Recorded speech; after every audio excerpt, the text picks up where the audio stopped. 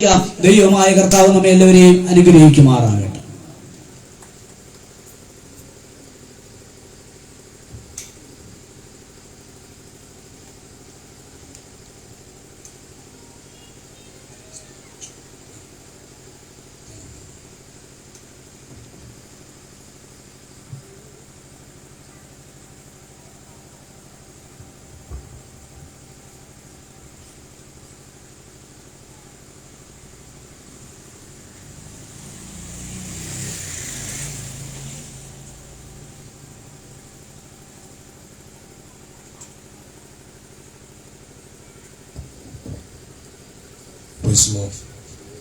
കരങ്ങൾ ഉയർത്തി കർത്താവ് നമ്മൾ സ്തോത്രം ചെയ്യാം. പോലെ ശബ്ദം ഉയർത്തി അനുഗ്രഹീതമായ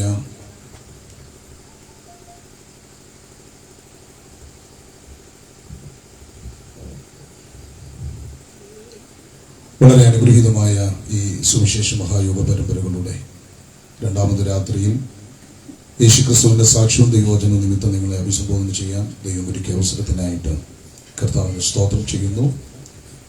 ഇമ്മാനുവൽ ഗോസ്പൽ മിനിസ്ട്രിക്ക് ശക്തമായി ആത്മീയ നേതൃത്വം നൽകുന്ന അതിന്റെ മുൻനിരയിലും പിൻനിരയിലും നിന്ന് പ്രവർത്തിക്കുന്ന പ്രിയപ്പെട്ടവർ,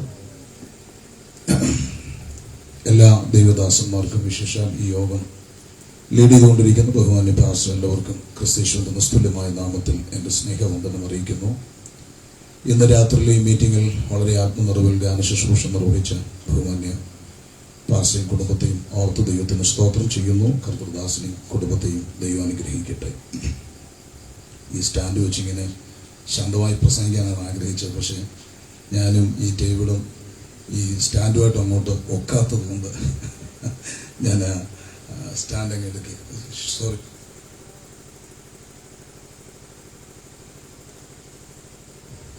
ഈ രാത്രിക്കായിട്ട് ഞാൻ കർത്താവിന് സ്തോത്രം ചെയ്യുന്നു. എല്ലാവരെയും കർത്താവ് അനുഗ്രഹിക്കട്ടെ. ഞാൻ വളരെ സ്നേഹിക്കുന്ന, ബഹുമാനിക്കുന്ന, ആദരിക്കുന്ന കർത്താവിന്റെ ദാസനാണ് പാസ്റ്റർ ഷോജൻ അവர்கள். ആമേൻ. കർത്തൃദാസനെ ഈ കാലഘട്ടങ്ങളിൽ ദൈവം ഉപയോഗിക്കുന്നതോർത്ത് ദൈവത്തെ സ്തുതിക്കുന്നു, ദൈവത്തിന് മഹത്വം അർപ്പിക്കുന്നു. വിശേഷാൽ അനുഗ്രഹിക്കപ്പെട്ട ഒരു പ്രഭാഷകയായിരിക്കുന്ന തന്റെ പ്രിയ സഹധർമ്മിണിയോർത്ത് ദൈവത്തെ സ്തുതിക്കുന്നു. ഈ കർത്തൃദാസിയുടെ സാന്നിധ്യത്തിനായും ഞാൻ ദൈവത്തിന് മഹത്വം അർപ്പിക്കുന്നു. ശക്തമായി കർത്താവ് ഈ കാലഘട്ടങ്ങളിൽ ഉപയോഗിക്കട്ടെ. കഴിഞ്ഞ ദിവസം ഞങ്ങളുടെ നാട്ടിലും കടന്നു അനുഗ്രഹിക്കപ്പെട്ട ശുശ്രൂഷകൾ ചെയ്യുവാൻ കർത്തൃദാസിയെ ദൈവം ബലപ്പെടുത്തിയതോർത്ത് ഞാൻ ദൈവത്തെ സ്തുതിക്കുന്നു. ദൈവം അനുഗ്രഹിക്കട്ടെ. വളരെ ആത്മനിറവിൽ ദേശദേശാന്തരങ്ങളിൽ കടന്നുപോയി അനേകരെ കർത്താവിന് വേണ്ടി നേടുവാൻ വളരെ ആത്മാർത്ഥമായി പ്രവർത്തിക്കുന്ന ഇമ്മാനുവൽ ഗോസ്പൽ മിനിസ്ട്രിയിലെ പ്രതിജ്ഞാബദ്ധരും സമർപ്പണ ബോധമുള്ള അനുഗ്രഹീതനായ അഭിഷിക്ത നിരയോർത്ത് ഞാൻ ദൈവത്തിന് സ്തോത്രം ചെയ്യുന്നു. വളരെ ആത്മനിറവുള്ള ദൈവദാസന്മാരുടെ ഒരു നിരയാണ്. നിങ്ങളെ കണ്ടതിൽ ഏറെ സന്തോഷമുണ്ട്. എല്ലാ കർത്തൃദാസന്മാരെയും കർത്താവ് ശക്തമായി ഉപയോഗിക്കുകയും ആദരിക്കുകയും ചെയ്യട്ടെ എന്ന് ആത്മാർത്ഥമായി പ്രാർത്ഥിക്കുകയും ആഗ്രഹിക്കുകയും ചെയ്യുന്നു. വിശേഷാൽ ഈ യോഗം അനുഗ്രഹിക്കപ്പെട്ട നിലയിൽ ലീഡ് ചെയ്യുന്ന പ്രിയപ്പെട്ട കർത്തൃദാസിനെ ഒരിക്കൽ കൂടെ വന്ദനം ചൊല്ലുന്നു. കർത്താവ് അനുഗ്രഹിക്കട്ടെ. ശബ്ദക്രമീകരണം മനോഹരമായി ചെയ്യുന്ന പ്രിയ സഹോദരങ്ങളെ ഓർത്ത് ദൈവത്തിന് സ്തോത്രം ചെയ്യുന്നു. പ്രത്യേകം ഈ ഭവനത്തിലെ പ്രിയപ്പെട്ടവർ, പ്രിയ ഭവനത്തെയും ദൈവം അനുഗ്രഹിക്കട്ടെ.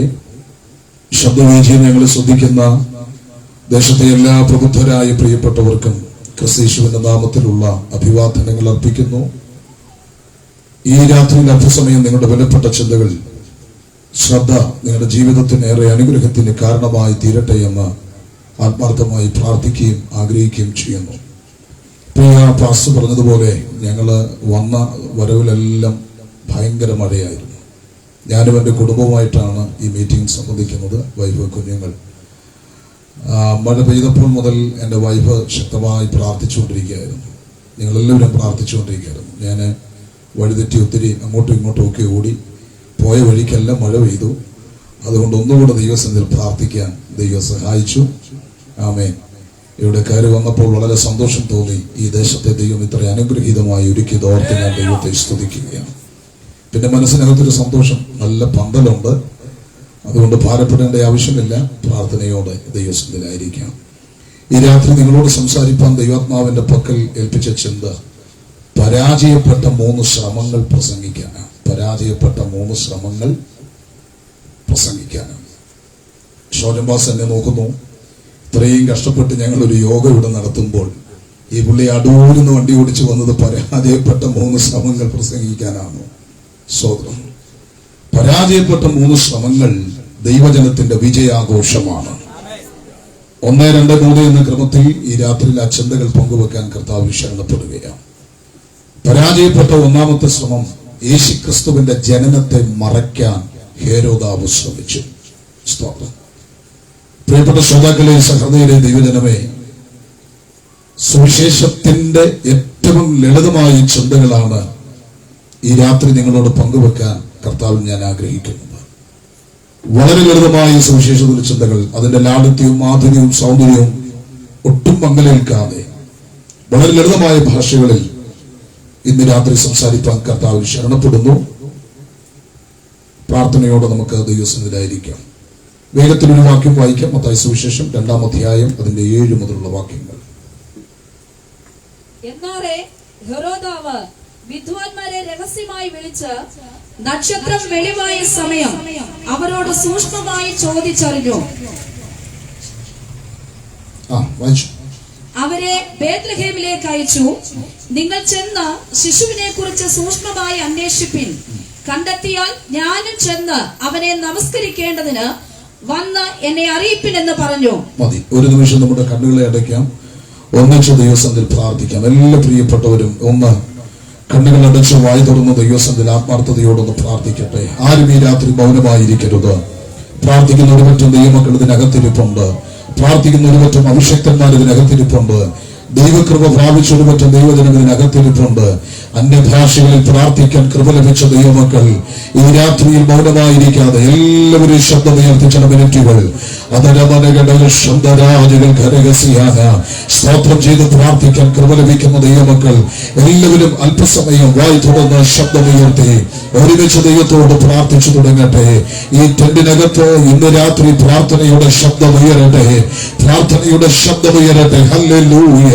അന്ധകാരങ്ങൾ വിറയ്ക്കുന്ന ഒരു രാത്രിയായി മാറേണ്ടതിന്, ആത്മാക്കൾ വിടുവിക്കപ്പെടേണ്ടുന്ന ഒരു രാത്രിയായി മാറേണ്ടതിന്, ദേശം സ്വതന്ത്രമാകേണ്ടതിന്, ഇരുളിന്റെ വാഴ്ചകൾക്ക് ഇന്ന് രാത്രി പരിശുദ്ധാത്മാവ് അറുതി വരുത്തേണ്ടതിന്, അതരമനഘടകസിയ പാപത്തിന്റെ ചങ്ങലകൾ പൊട്ടേണ്ടതിന്, ആത്മാക്കൾ വിടുവിക്കപ്പെടേണ്ടതിന്, സഭയുടെ അതിരുകൾ വിശാലമാകേണ്ടതിന്, ദേശം സ്വതന്ത്രമാകേണ്ടതിന്, ആത്മഭാരമുള്ള ദൈവമക്കൾ ഇന്ന് രാത്രി ഇതിനകത്തുണ്ടെങ്കിൽ ശബ്ദമുയർത്തി വായി തുറന്ന് ഒരുമിച്ച് ഈ രാത്രി ദൈവത്തോട് പ്രാർത്ഥിച്ചു തുടങ്ങാം. Yes, hallelujah, hallelujah, hallelujah. ഞങ്ങളുടെ ദൈവമേ, പരിശുദ്ധ കർത്താവേ, ഈ രാത്രി ഞങ്ങളോട് സംസാരിക്കണമേ. സമർത്ഥനായ എഴുത്തുകാരന്റെ തൂലിക പോലെ നിന്റെ അതരത്തെ ചലിപ്പിക്കണമേ. ശുശ്രൂഷകൾക്ക് തടസ്സമായി നിൽക്കുന്ന എല്ലാ വെല്ലുവിളികളെയും അങ്ങയുടെ ദാസന്മാരായ ഞങ്ങൾ ഒരുമിച്ച് ശാസിച്ച് ജയമെടുക്കുന്നു. പരിശുദ്ധാത്മാവ് ഞങ്ങളോട് സംസാരിക്കും. എല്ലാ മഹത്വം അങ്ങയ്ക്ക് യേശു ക്രിസ്തുവിൻ അൻപുള്ള നാമത്തിൽ തന്നെ. ആമേൻ. Praise the Lord. ശ്രദ്ധിക്കുക. പരാജയപ്പെട്ട 3 ശ്രമങ്ങളിൽ ഒന്ന്, യേശുക്രിസ്തുവിന്റെ ജനനത്തെ മറയ്ക്കാൻ ഹേരോദാവ് ശ്രമിച്ചു. വായിക്കപ്പെട്ട വാക്യം നിങ്ങളുടെ ശ്രദ്ധയിലുണ്ട് എന്ന് ഞാൻ വിശ്വസിക്കുന്നു. ഒരിക്കൽ കൂടെ ആ വാക്യം ഒന്ന് വായിച്ചു കേൾപ്പിക്കാം. എന്നാറെ ഹെരോദാവ് വിദ്വാൻമാരെ രഹസ്യമായി വിളിച്ച് നക്ഷത്രം വെളിവായ സമയം അവരോട് സൂക്ഷ്മമായി ചോദിച്ചറിഞ്ഞു. അവരെ ബേത്ലഹേമിലേക്ക് അയച്ചു. നിങ്ങൾ ചെന്ന് ശിശുവിനെ കുറിച്ച് സൂക്ഷ്മമായി അന്വേഷിപ്പിൻ.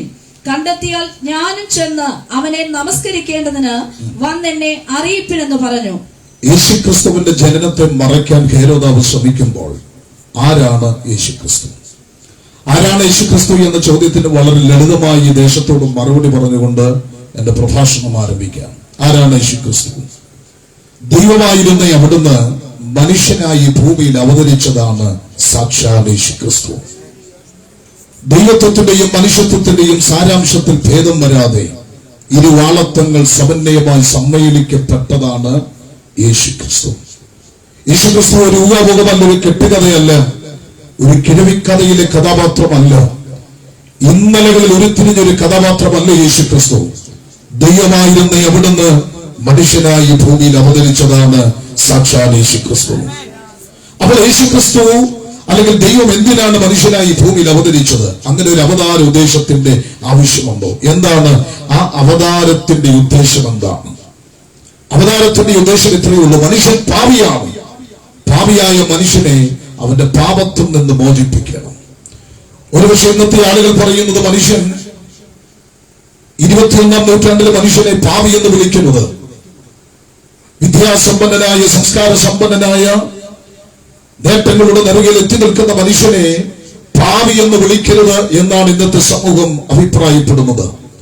18ാം നൂറ്റാണ്ടിൽ മാനവ സംസ്കാരത്തിന് അടിത്തറയിട്ട മനുഷ്യൻ പരിഷ്കാരത്തിന്റെ പുത്തൻ പടവുകൾ ചവിട്ടിക്കയറി 21ാം നൂറ്റാണ്ടിൽ ആധുനികതയുടെ നിറവിൽ ഒരു ഫീനിക്സ് പക്ഷിയെ പോലെ വിലസിക്കൊണ്ടിരിക്കുമ്പോൾ, നേട്ടങ്ങളുടെ നിറവിൽ വിജ്ഞാന ലോകത്തെ വിരൽത്തുമ്പിൽ നിർത്തിക്കൊണ്ട് ഗ്രഹങ്ങളിൽ കാൽകുത്തിയിരിക്കുന്ന ആധുനികതയുടെ നിറവിൽ എത്തി നിൽക്കുന്ന ഹൈടെക് യുഗത്തിലെ ആധുനിക മനുഷ്യനെ പാപി എന്ന് വിളിക്കരുത് എന്ന് പറയുമ്പോൾ, ഇന്ന് രാത്രി പ്രിയമുള്ളവരെ, ഇവിടുത്തെ അധാത്മികമായ സംഭവങ്ങൾ, അസാന്മാർഗികമായ സംഭവങ്ങൾ, ഇവിടുത്തെ സകല സംഭവങ്ങളും ഒരുപോലെ വിരൽ ചൂണ്ടിക്കൊണ്ട് വിളിച്ചു പറയുന്നു, മനുഷ്യൻ പാപിയാണ്, പാപിയാണ് മനുഷ്യൻ. Price the Lord. മനുഷ്യൻ പാപിയാണ് എന്ന് പറയുമ്പോൾ, നമ്മൾ അങ്ങനെ ഉറപ്പിച്ചു പറയുമ്പോൾ എന്തെങ്കിലുമൊക്കെ ഒരു തെളിവുകൾ പറയാനുണ്ടോ എന്നാളുകൾ ചോദിച്ചാൽ എത്ര തെളിവുകൾ ഞങ്ങൾക്ക് ഇവിടെ നിരത്തി പറയാനുണ്ട്. ഒന്ന് രണ്ട് സംഭവങ്ങൾ മാത്രം നിങ്ങളുടെ മുൻപിലേക്ക് വെക്കാം. നിങ്ങൾ പത്രങ്ങളിൽ വായിച്ചതാണ്. ഒരു സഹോദരി, ആ സഹോദരി ആരും അറിയാതെ ടോയ്ലറ്റിൽ ഒരു കുഞ്ഞിനെ പ്രസവിച്ചു. ഗർഭം ധരിച്ച അവള് ആരെയും അറിയിപ്പിച്ചില്ല. ആരെയും അറിയിപ്പിക്കാതെ ഒളിച്ചു വളർത്തിയ അവള് ആരും അറിയാതെ ടോയ്ലറ്റിലെ കുഞ്ഞിനെ പ്രസവിച്ചു. ആ കുഞ്ഞിനെ ബാത്റൂമിൽ പ്രസവിച്ചു. അനന്തരം ആ ചോര കുഞ്ഞിനെ ആ അമ്മ ആ ക്ലോസറ്റ് കുഴിക്കകത്ത് ചവിട്ടിയറക്കാൻ ശ്രമിച്ചു. നടക്കാതെ വന്നപ്പോൾ ഈ കുഞ്ഞിനെ വലിച്ച് തന്റെ മടിയിലേക്ക് ഇട്ടു. എന്നിട്ട് ഒരു മഗ്ഗിനകത്ത് വെള്ളം പിടിച്ചു. ആ കുഞ്ഞിന്റെ മൂക്കിലേക്ക് ഇറ്റിച്ചു കൊടുത്തു. ചോരക്കുഞ്ഞിന്റെ മൂക്കിൽ വെള്ളം കയറി, നരകന്തലയിൽ വെള്ളം കയറി. ആ അമ്മയുടെ മടിയിൽ കിടന്നുകൊണ്ട് ചോരക്കുഞ്ഞ് പിടഞ്ഞു വലിക്കുമ്പോൾ, നൊന്ത് പ്രസവിച്ചിട്ട ചോരക്കുഞ്ഞ് മിനിറ്റുകൾ കഴിയും മുൻപേ സ്വന്തം മടിയിൽ കിടന്ന് മരിക്കുന്നത് കണ്ടിട്ട് മരണമുറപ്പ് വരുത്തി ആ കുഞ്ഞിനെ കാലിൽ പിടിച്ച് വലിച്ചെറിഞ്ഞ് മുന്നോട്ട് പോയ ഒരു അമ്മയെ പാപിയെന്നല്ലാതെ എന്താണ് വിളിക്കേണ്ടത്? പാപമാണ് മനുഷ്യനെ കൊലപാതകനാക്കി മാറ്റുന്നത്. പ്രിയരെ, നിങ്ങൾക്കറിയാമല്ലോ, അടിച്ചു പൊളിച്ച് ജീവിക്കാൻ പണം കൊടുക്കാത്തതിന്റെ പേരിൽ അതെ അപ്പനെ വെടിവെച്ച് കൊന്നിട്ട ശേഷം അപ്പന്റെ കൈയും കാലുകളും അപ്പനെ കത്തിക്കാൻ ശ്രമിച്ചു. നടക്കാതെ വന്നപ്പോൾ അപ്പന്റെ കൈയും കാലും ഒക്കെ വെട്ടിമുറിച്ചു. എന്നിട്ടൊരു പ്ലാസ്റ്റിക് കവറിനകത്ത് കെട്ടിപ്പൊതിഞ്ഞു. വണ്ടിയുടെ ഡിക്കിയിൽ തട്ടി നട്ടപ്പാതിലേക്ക് നട റോഡിലൂടെ വണ്ടി ഓടിച്ച് വേസ്റ്റ് തള്ളുന്ന ലാഘവത്തോടെ അപ്പന്റെ കൈയും കാലുമൊക്കെ വിവിധ ഇടങ്ങളിൽ തള്ളിയ ശിരന്മാരെ പോലെയുള്ള ഒരു യുവതലമുറയെ ഭാവി എന്നല്ലാതെ എന്താണ് വിളിക്കേണ്ടത്? ഈ സംഭവങ്ങളെല്ലാം വിളിച്ചു പറയുന്നു, മനുഷ്യൻ ഭാവിയാണ്, ഭാവിയാണ് മനുഷ്യൻ. ഞാന് ഒരിക്കൽ തിരുവനന്തപുരം സെൻട്രൽ ജയിലിൽ ഒരു മീറ്റിംഗിൽ പ്രസംഗിച്ചു കഴിഞ്ഞപ്പോൾ അവിടെയുള്ള ധാരാളം ആ ജയിലിലെ അന്തേവാസികൾ എന്റെ അടുക്കലേക്ക് പ്രാർത്ഥിക്കാനായി വന്നു. സ്വന്തം മക്കളെ പീഡിപ്പിച്ച 200-ലധികം പിതാക്കന്മാരെ ഞാൻ അവിടെ കണ്ടു. പലരും കൊലപാതകന്മാരാണ്, നിഷ്ഠൂര കുറ്റകൃത്യങ്ങൾക്കിരയായ ചെയ്ത കൊടും കുറ്റവാളികളാണ്. അവരൊക്കെ അടുത്ത് വന്നിട്ട് പറഞ്ഞൊരു കാര്യം, ചെയ്യണമെന്ന് ആഗ്രഹിച്ചതല്ല, പക്ഷെ ചെയ്തു പോയി. ഇങ്ങനെയൊന്നും ആകണമെന്ന് ആഗ്രഹിച്ചതല്ല, ഈ ജയിലിനകത്ത് വരുമെന്ന് ആയുസ്സിൽ ഒരിക്കൽ പോലും ചിന്തിച്ചതല്ല, പക്ഷെ അങ്ങനെ സംഭവിച്ചു പോയി. തിന്മ ചെയ്യരുത് എന്ന്, കൊലപാതകം ചെയ്യരുതെന്ന്, മദ്യപിക്കരുതെന്ന്, ക്രൂരതകൾ ചെയ്യരുതെന്ന് ആഗ്രഹമുണ്ട്. പക്ഷേ അവൻ അത് ചെയ്തു പോകുന്നു. അതിന്റെ കാരണം അതിലേക്ക് അതിനെ തള്ളിവിടുന്ന, അതിന്റെ പിന്നിൽ, മനുഷ്യന്റെ പിന്നിൽ അതിനെ ഓപ്പറേറ്റ് ചെയ്യുന്ന ഒരു ശക്തിയുണ്ട്, നിയന്ത്രിക്കുന്ന ഒരു ശക്തിയുണ്ട്. ആ ശക്തിക്ക് പറയുന്ന പേരാണ് പാപമെന്ന പേര്.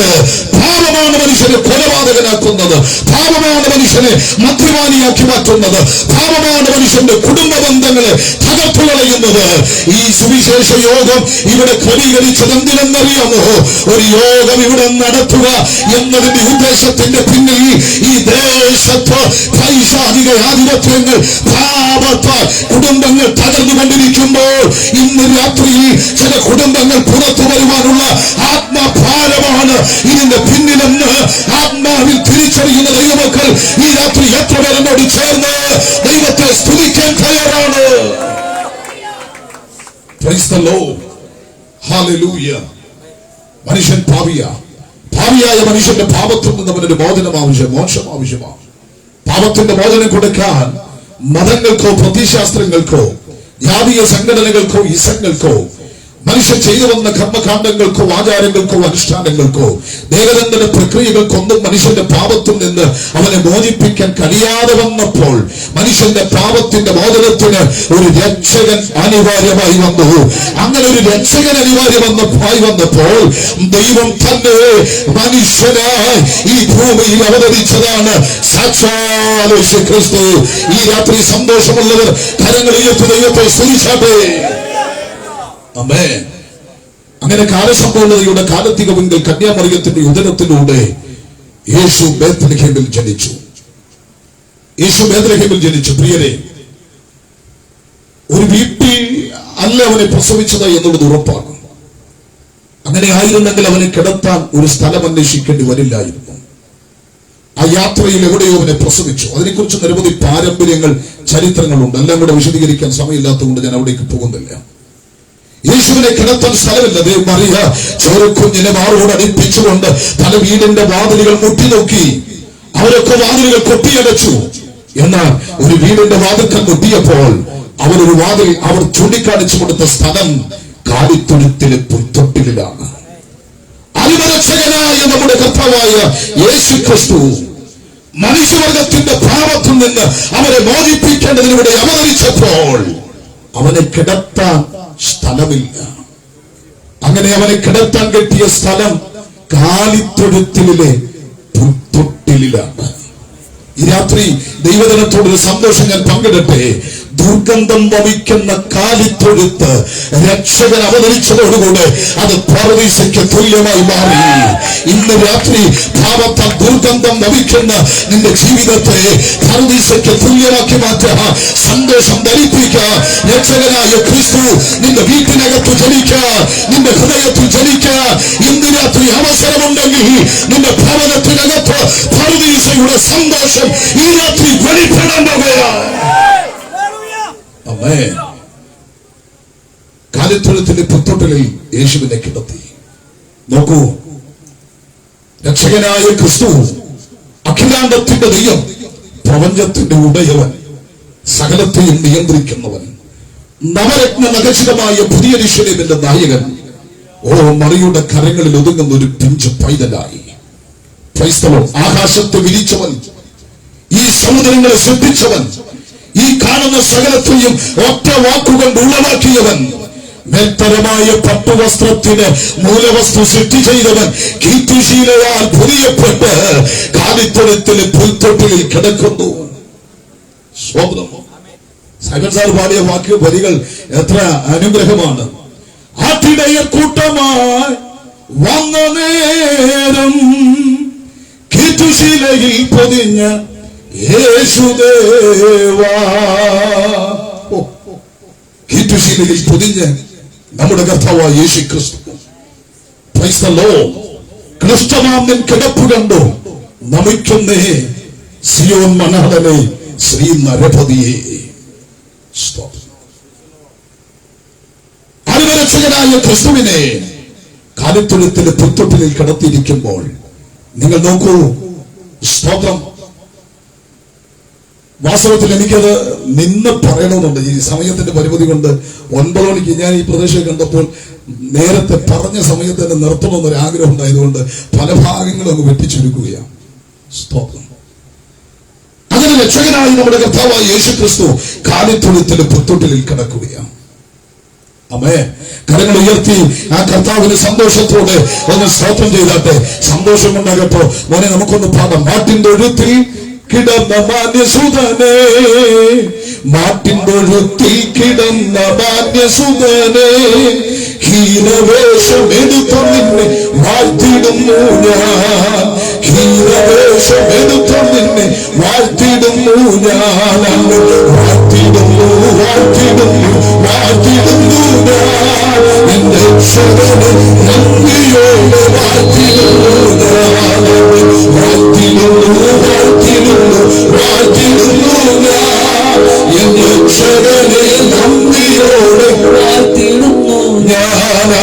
നാട്ടിലൊരു തീക്കിടന്ന മാന്യസുതരേ, നാട്ടിലൊരു തീക്കിടന്ന മാന്യസുതരേ, ഹീനവേഷമെടുത്ത നിന്നെ വാഴ്ത്തിടുന്നു ഞാൻ, ഹീനവേഷമെടുത്ത നിന്നെ വാഴ്ത്തിടുന്നു ഞാൻ, നാട്ടിലൊരു തീക്കിടന്ന മാന്യസുതരേ, ഹീനവേഷമെടുത്ത നിന്നെ വാഴ്ത്തിടുന്നു ഞാൻ, വാഴ്ത്തിടുന്നു വാഴ്ത്തിടുന്നു വാഴ്ത്തിടുന്നു ഞാൻ, വാഴ്ത്തിടുന്നു വാഴ്ത്തിടുന്നു വാഴ്ത്തിടുന്നു ഞാൻ, രക്ഷകനെ നന്ദിയോടെ വാഴ്ത്തിടുന്നു ഞാൻ, രക്ഷകനെ നന്ദിയോടെ വാഴ്ത്തിടുന്നു ഞാൻ.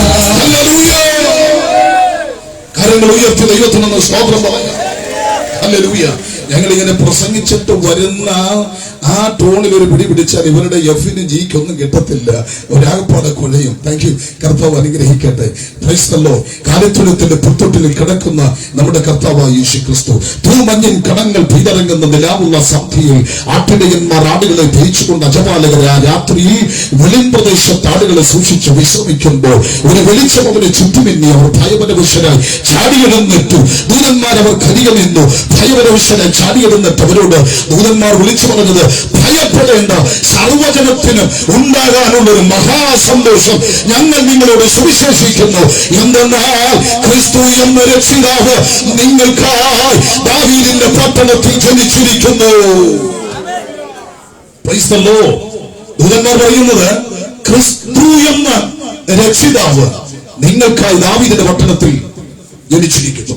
അവിടെ ആദ്യം പറയുന്ന ഒരു പദം ഇങ്ങനെയാണ്, സർവജനത്തിനും ഉണ്ടാകാനുള്ള മഹാസന്തോഷം.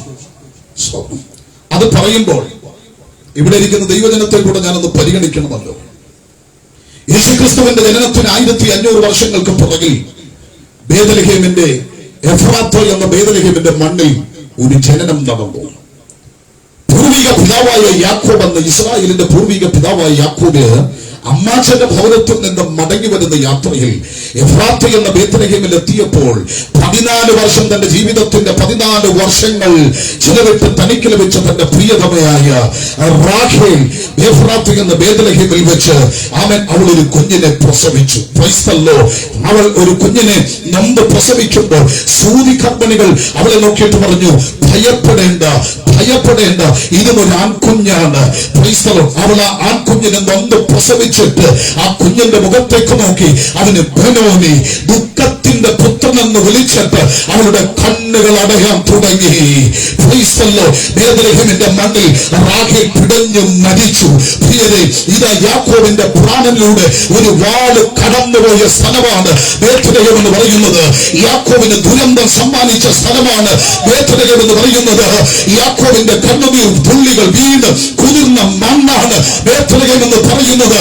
അവിടെ ഒരു ജനനം നടന്നപ്പോൾ സന്തോഷമല്ല, അവിടെ കൂട്ടം നിലവിളിയാണ് ഉയർന്നത്. ഒരു ജനനത്തിൽ അവിടെ നടന്നത് ഒരു മരണമാണ്. റാഖേലിനെ അവിടെ അടക്കം ചെയ്തിട്ട് അവിടെ ഒരു കൽത്തൂണവൻ സ്ഥാപിച്ചു.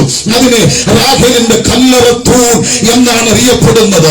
അതുവഴി കടന്നു പോകുന്ന ആളുകൾ ആ കല്ലറ തൂണിലേക്ക് നോക്കിയിട്ട് പറയും, ഞങ്ങളുടെ പൂർവിക പിതാവായ യാക്കോബിന്റെ പ്രാണനിലൂടെ വാള് കടന്നുപോയ സ്മാരകമാണ്. യാക്കോബിന് ദുരന്തം സമ്മാനിച്ച, വേദന സമ്മാനിച്ച, ഞങ്ങൾക്ക് ഇസ്രായേലിന് കണ്ണുനീർ കൊണ്ടിട്ട സ്ഥലമാണ് ബേത്ലഹേം. Price the Lord. അതേ ബേത്ലഹേമിൽ ഏകദേശം 1500 വർഷങ്ങൾ പിന്നിട്ടപ്പോൾ ദൂതന്മാരിറങ്ങി വിളിച്ചു പറയുന്നു, സർവജനത്തിനും ഉണ്ടാകാനുള്ള മഹാസന്തോഷം എന്തെന്നാൽ ക്രിസ്തു എന്ന രക്ഷിതാവ് നിങ്ങൾക്കായി ദാവീദിന്റെ പട്ടണത്തിൽ ജനിച്ചിരിക്കുന്നു. ഈ രാത്രി സ്നേഹിത, നിന്റെ ജീവിതത്തിൽ ദുരന്തങ്ങളുടെ വേലിയേറ്റമാണെങ്കിൽ, നഷ്ടങ്ങളുടെ കണക്കുകളാണെങ്കിൽ, വേദനകളാണെങ്കിൽ, ആർക്കും പരിഗണിക്കാൻ കഴിയാത്ത പ്രശ്നങ്ങൾക്കകത്ത് നടുവിൽപ്പെടുന്നെങ്കിൽ, ഈ രാത്രി രക്ഷകനായ ക്രിസ്തുവിന് നിന്റെ ജീവിതത്തിൽ സ്ഥാനമുണ്ടെങ്കിൽ ആ ചരിത്രത്തെ സ്വർഗം മാറ്റാൻ പോവുകയാണ്. ആമേൻ. യാക്കോബിന്റെ പ്രാണനിലൂടെ വാള് കടന്നു പോവുക.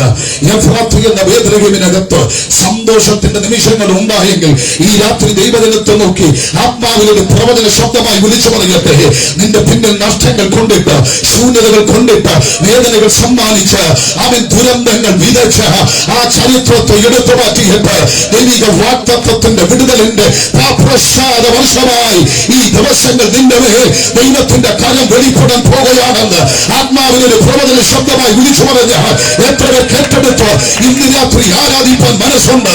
അഭിഷേകം പ്രാപിച്ച ദൈവമക്കൾ, ദൈവകൃപ പ്രാപിച്ച ദൈവമക്കൾ, ഈ രാത്രി ഇതിനകത്തിരിക്കുമ്പോൾ മൗനമായി ഇരിക്കരുത്. നിന്റെ മിനിസ്ട്രിക്കകത്ത് നാശം വിതച്ച, നിന്റെ ശുശ്രൂഷയിൽ നാശം വിതച്ച, നിന്റെ പ്രാർത്ഥനാ ജീവിതത്തിൽ നാശം വിതച്ച, കുടുംബ ജീവിതത്തിൽ നാശം വിതച്ച വേദനകൾ കൊണ്ടിട്ട് ആ പശ്ചാത്തലത്തിനകത്ത് ഇന്ന് രാത്രി ഒരു സന്തോഷത്തിന്റെ ഒരു ദൈവ പ്രവൃത്തി. Praise the Lord. Praise the Lord. Hallelujah. കൊലോസ്യ ലേഖനത്തിൽ ഒരു പ്രബന്ധം അവതരിപ്പിച്ചു പോകാനാണ് ഞാൻ വന്നത്.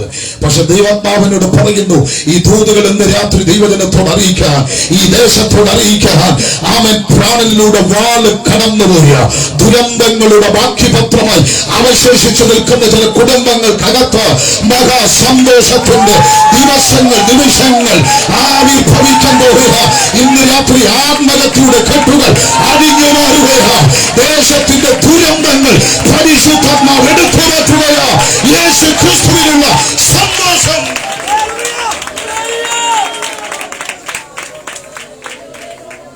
Praise the Lord. ബേത്ലഹേമിൽ ദൂതന്മാർ വിളിച്ചു പറഞ്ഞു, സർവജനത്തിനും ഉണ്ടാകാനുള്ള മഹാസന്തോഷം. സർവജനം എന്ന് പറഞ്ഞാൽ അതിനകത്ത് ജാതിയില്ല, മതമില്ല, വർഗമില്ല, വർണ്ണവുമില്ല. ജാതിമത വർഗ വർണ്ണ ഭാഷ വംശ വ്യത്യാസം ഒന്നുമില്ലാതെ ആഫ്രിക്കക്കാരനോ ഇന്ത്യക്കാരനോ അതെ യൂറോപ്പിനോ ആരുമാകട്ടെ ഏതു മനുഷ്യനും ഉണ്ടാകാനുള്ള മഹാസന്തോഷം. എന്താണ് ആ സന്തോഷം? ക്രിസ്തു എന്ന രക്ഷിതാവ്. അവൻ ദൂതന്മാർ പ്രഖ്യാപിക്കുന്നു, ക്രിസ്തു രക്ഷിതാവാണ്. ആ രക്ഷിതാവ് ഞങ്ങൾക്ക് വേണ്ടിയിട്ടല്ല, നിങ്ങൾക്ക് വേണ്ടി ദാവീദിന്റെ വട്ടടത്തിൽ ജനിച്ചിരിക്കുന്നു. സ്വന്തം ദൂതന്മാർ പറയുന്നത് ഞങ്ങൾക്കല്ല, പിന്നെ നിങ്ങൾക്കായിട്ട്. സ്തോത്രം. യോസഫിനോട് ദൂതൻ പറഞ്ഞത് ഇങ്ങനെയാണ്, അവൻ തന്റെ ജനത്തെ അവരുടെ പാപത്തിൽ നിന്ന് രക്ഷിപ്പാനിരിക്കുകൊണ്ട് അവന് യേശു എന്ന് പേർ വിളിക്കണം. അപ്പൊ യോസഫിനോട് ദൂതൻ പറഞ്ഞത് അവൻ രക്ഷകനാണ്. അമ്മേ, യോസഫിനോട് പറഞ്ഞു രക്ഷകനാണ്. സ്തോത്രം. എന്നാൽ ആട്ടിടയന്മാരോടും ദൂതന്മാർ ഇറങ്ങി പറയുന്നു, ക്രിസ്തു എന്ന രക്ഷിതാവ്. ഈ രാത്രി നമുക്ക് ഉയർത്താനുള്ളത് രക്ഷിതാവിനെയാണ്. ഒരൊറ്റ രക്ഷകനുണ്ടെങ്കിൽ അത് യേശു ക്രിസ്തു മാത്രമാണ്. രക്ഷകന്മാർ ഒത്തിരിയില്ല, രക്ഷിതാക്കന്മാർ ഒത്തിരിയില്ല, ഒരൊറ്റ രക്ഷകനേ ഉള്ളൂ. അതിന്ന് രാത്രി ഞങ്ങൾ ഉയർത്തുന്ന സാക്ഷാൽ യേശു ക്രിസ്തുവാണ്. ആമേൻ. ആ ക്രിസ്തു എന്ന രക്ഷിതാവ് നിങ്ങൾക്കായി ദാവീദിന്റെ പട്ടണത്തിൽ ജനിച്ചിരിക്കുന്നു. അടയാളമോ ശീലകളാൽ പൊതിയപ്പെട്ട് കാലിത്തുരുത്തിലെ പുൽത്തൊട്ടിലിൽ കിടത്തിയിരിക്കുന്നു. ആട്ടിടയർ കാണാനായി പുറപ്പെട്ടു, കണ്ടു, ബോധ്യപ്പെട്ടു, നമസ്കരിച്ചു, മടങ്ങി വന്നു. ഇനിയാണ് നാം പറഞ്ഞ ചിന്തയിലേക്ക് വരുന്നത്. വിദ്വാൻമാർ കിഴക്കൊരു നക്ഷത്രം കണ്ടു, ഒരു രാജനക്ഷത്രം. ആ നക്ഷത്രത്തെ കുറിച്ച് ഞാൻ വിശദീകരിക്കുന്നില്ല, കാരണം സകല നക്ഷത്രങ്ങൾക്ക് മീതെ ഉദിച്ച ആസ്റ്റർ എന്ന് പറയപ്പെടുന്ന നക്ഷത്രം, രാജനക്ഷത്രത്തെ കുറിച്ച് ഒരുപാട് വിശദീകരണങ്ങളുണ്ട്. അങ്ങനെ ഒരു രാജനക്ഷത്രം അവർ കണ്ടു. വിദ്വാൻമാർ എന്ന് പറയുന്നത് മതത്തിലും അതുപോലെ തന്നെ മതപരമായും അതുപോലെ തന്നെ വൈദ്യത്തിലുമൊക്കെ ജ്യോതിഷത്തിലുമൊക്കെ അവഗാഹമായ പാണ്ഡിത്യം നേടിയ ആളുകളാണ്.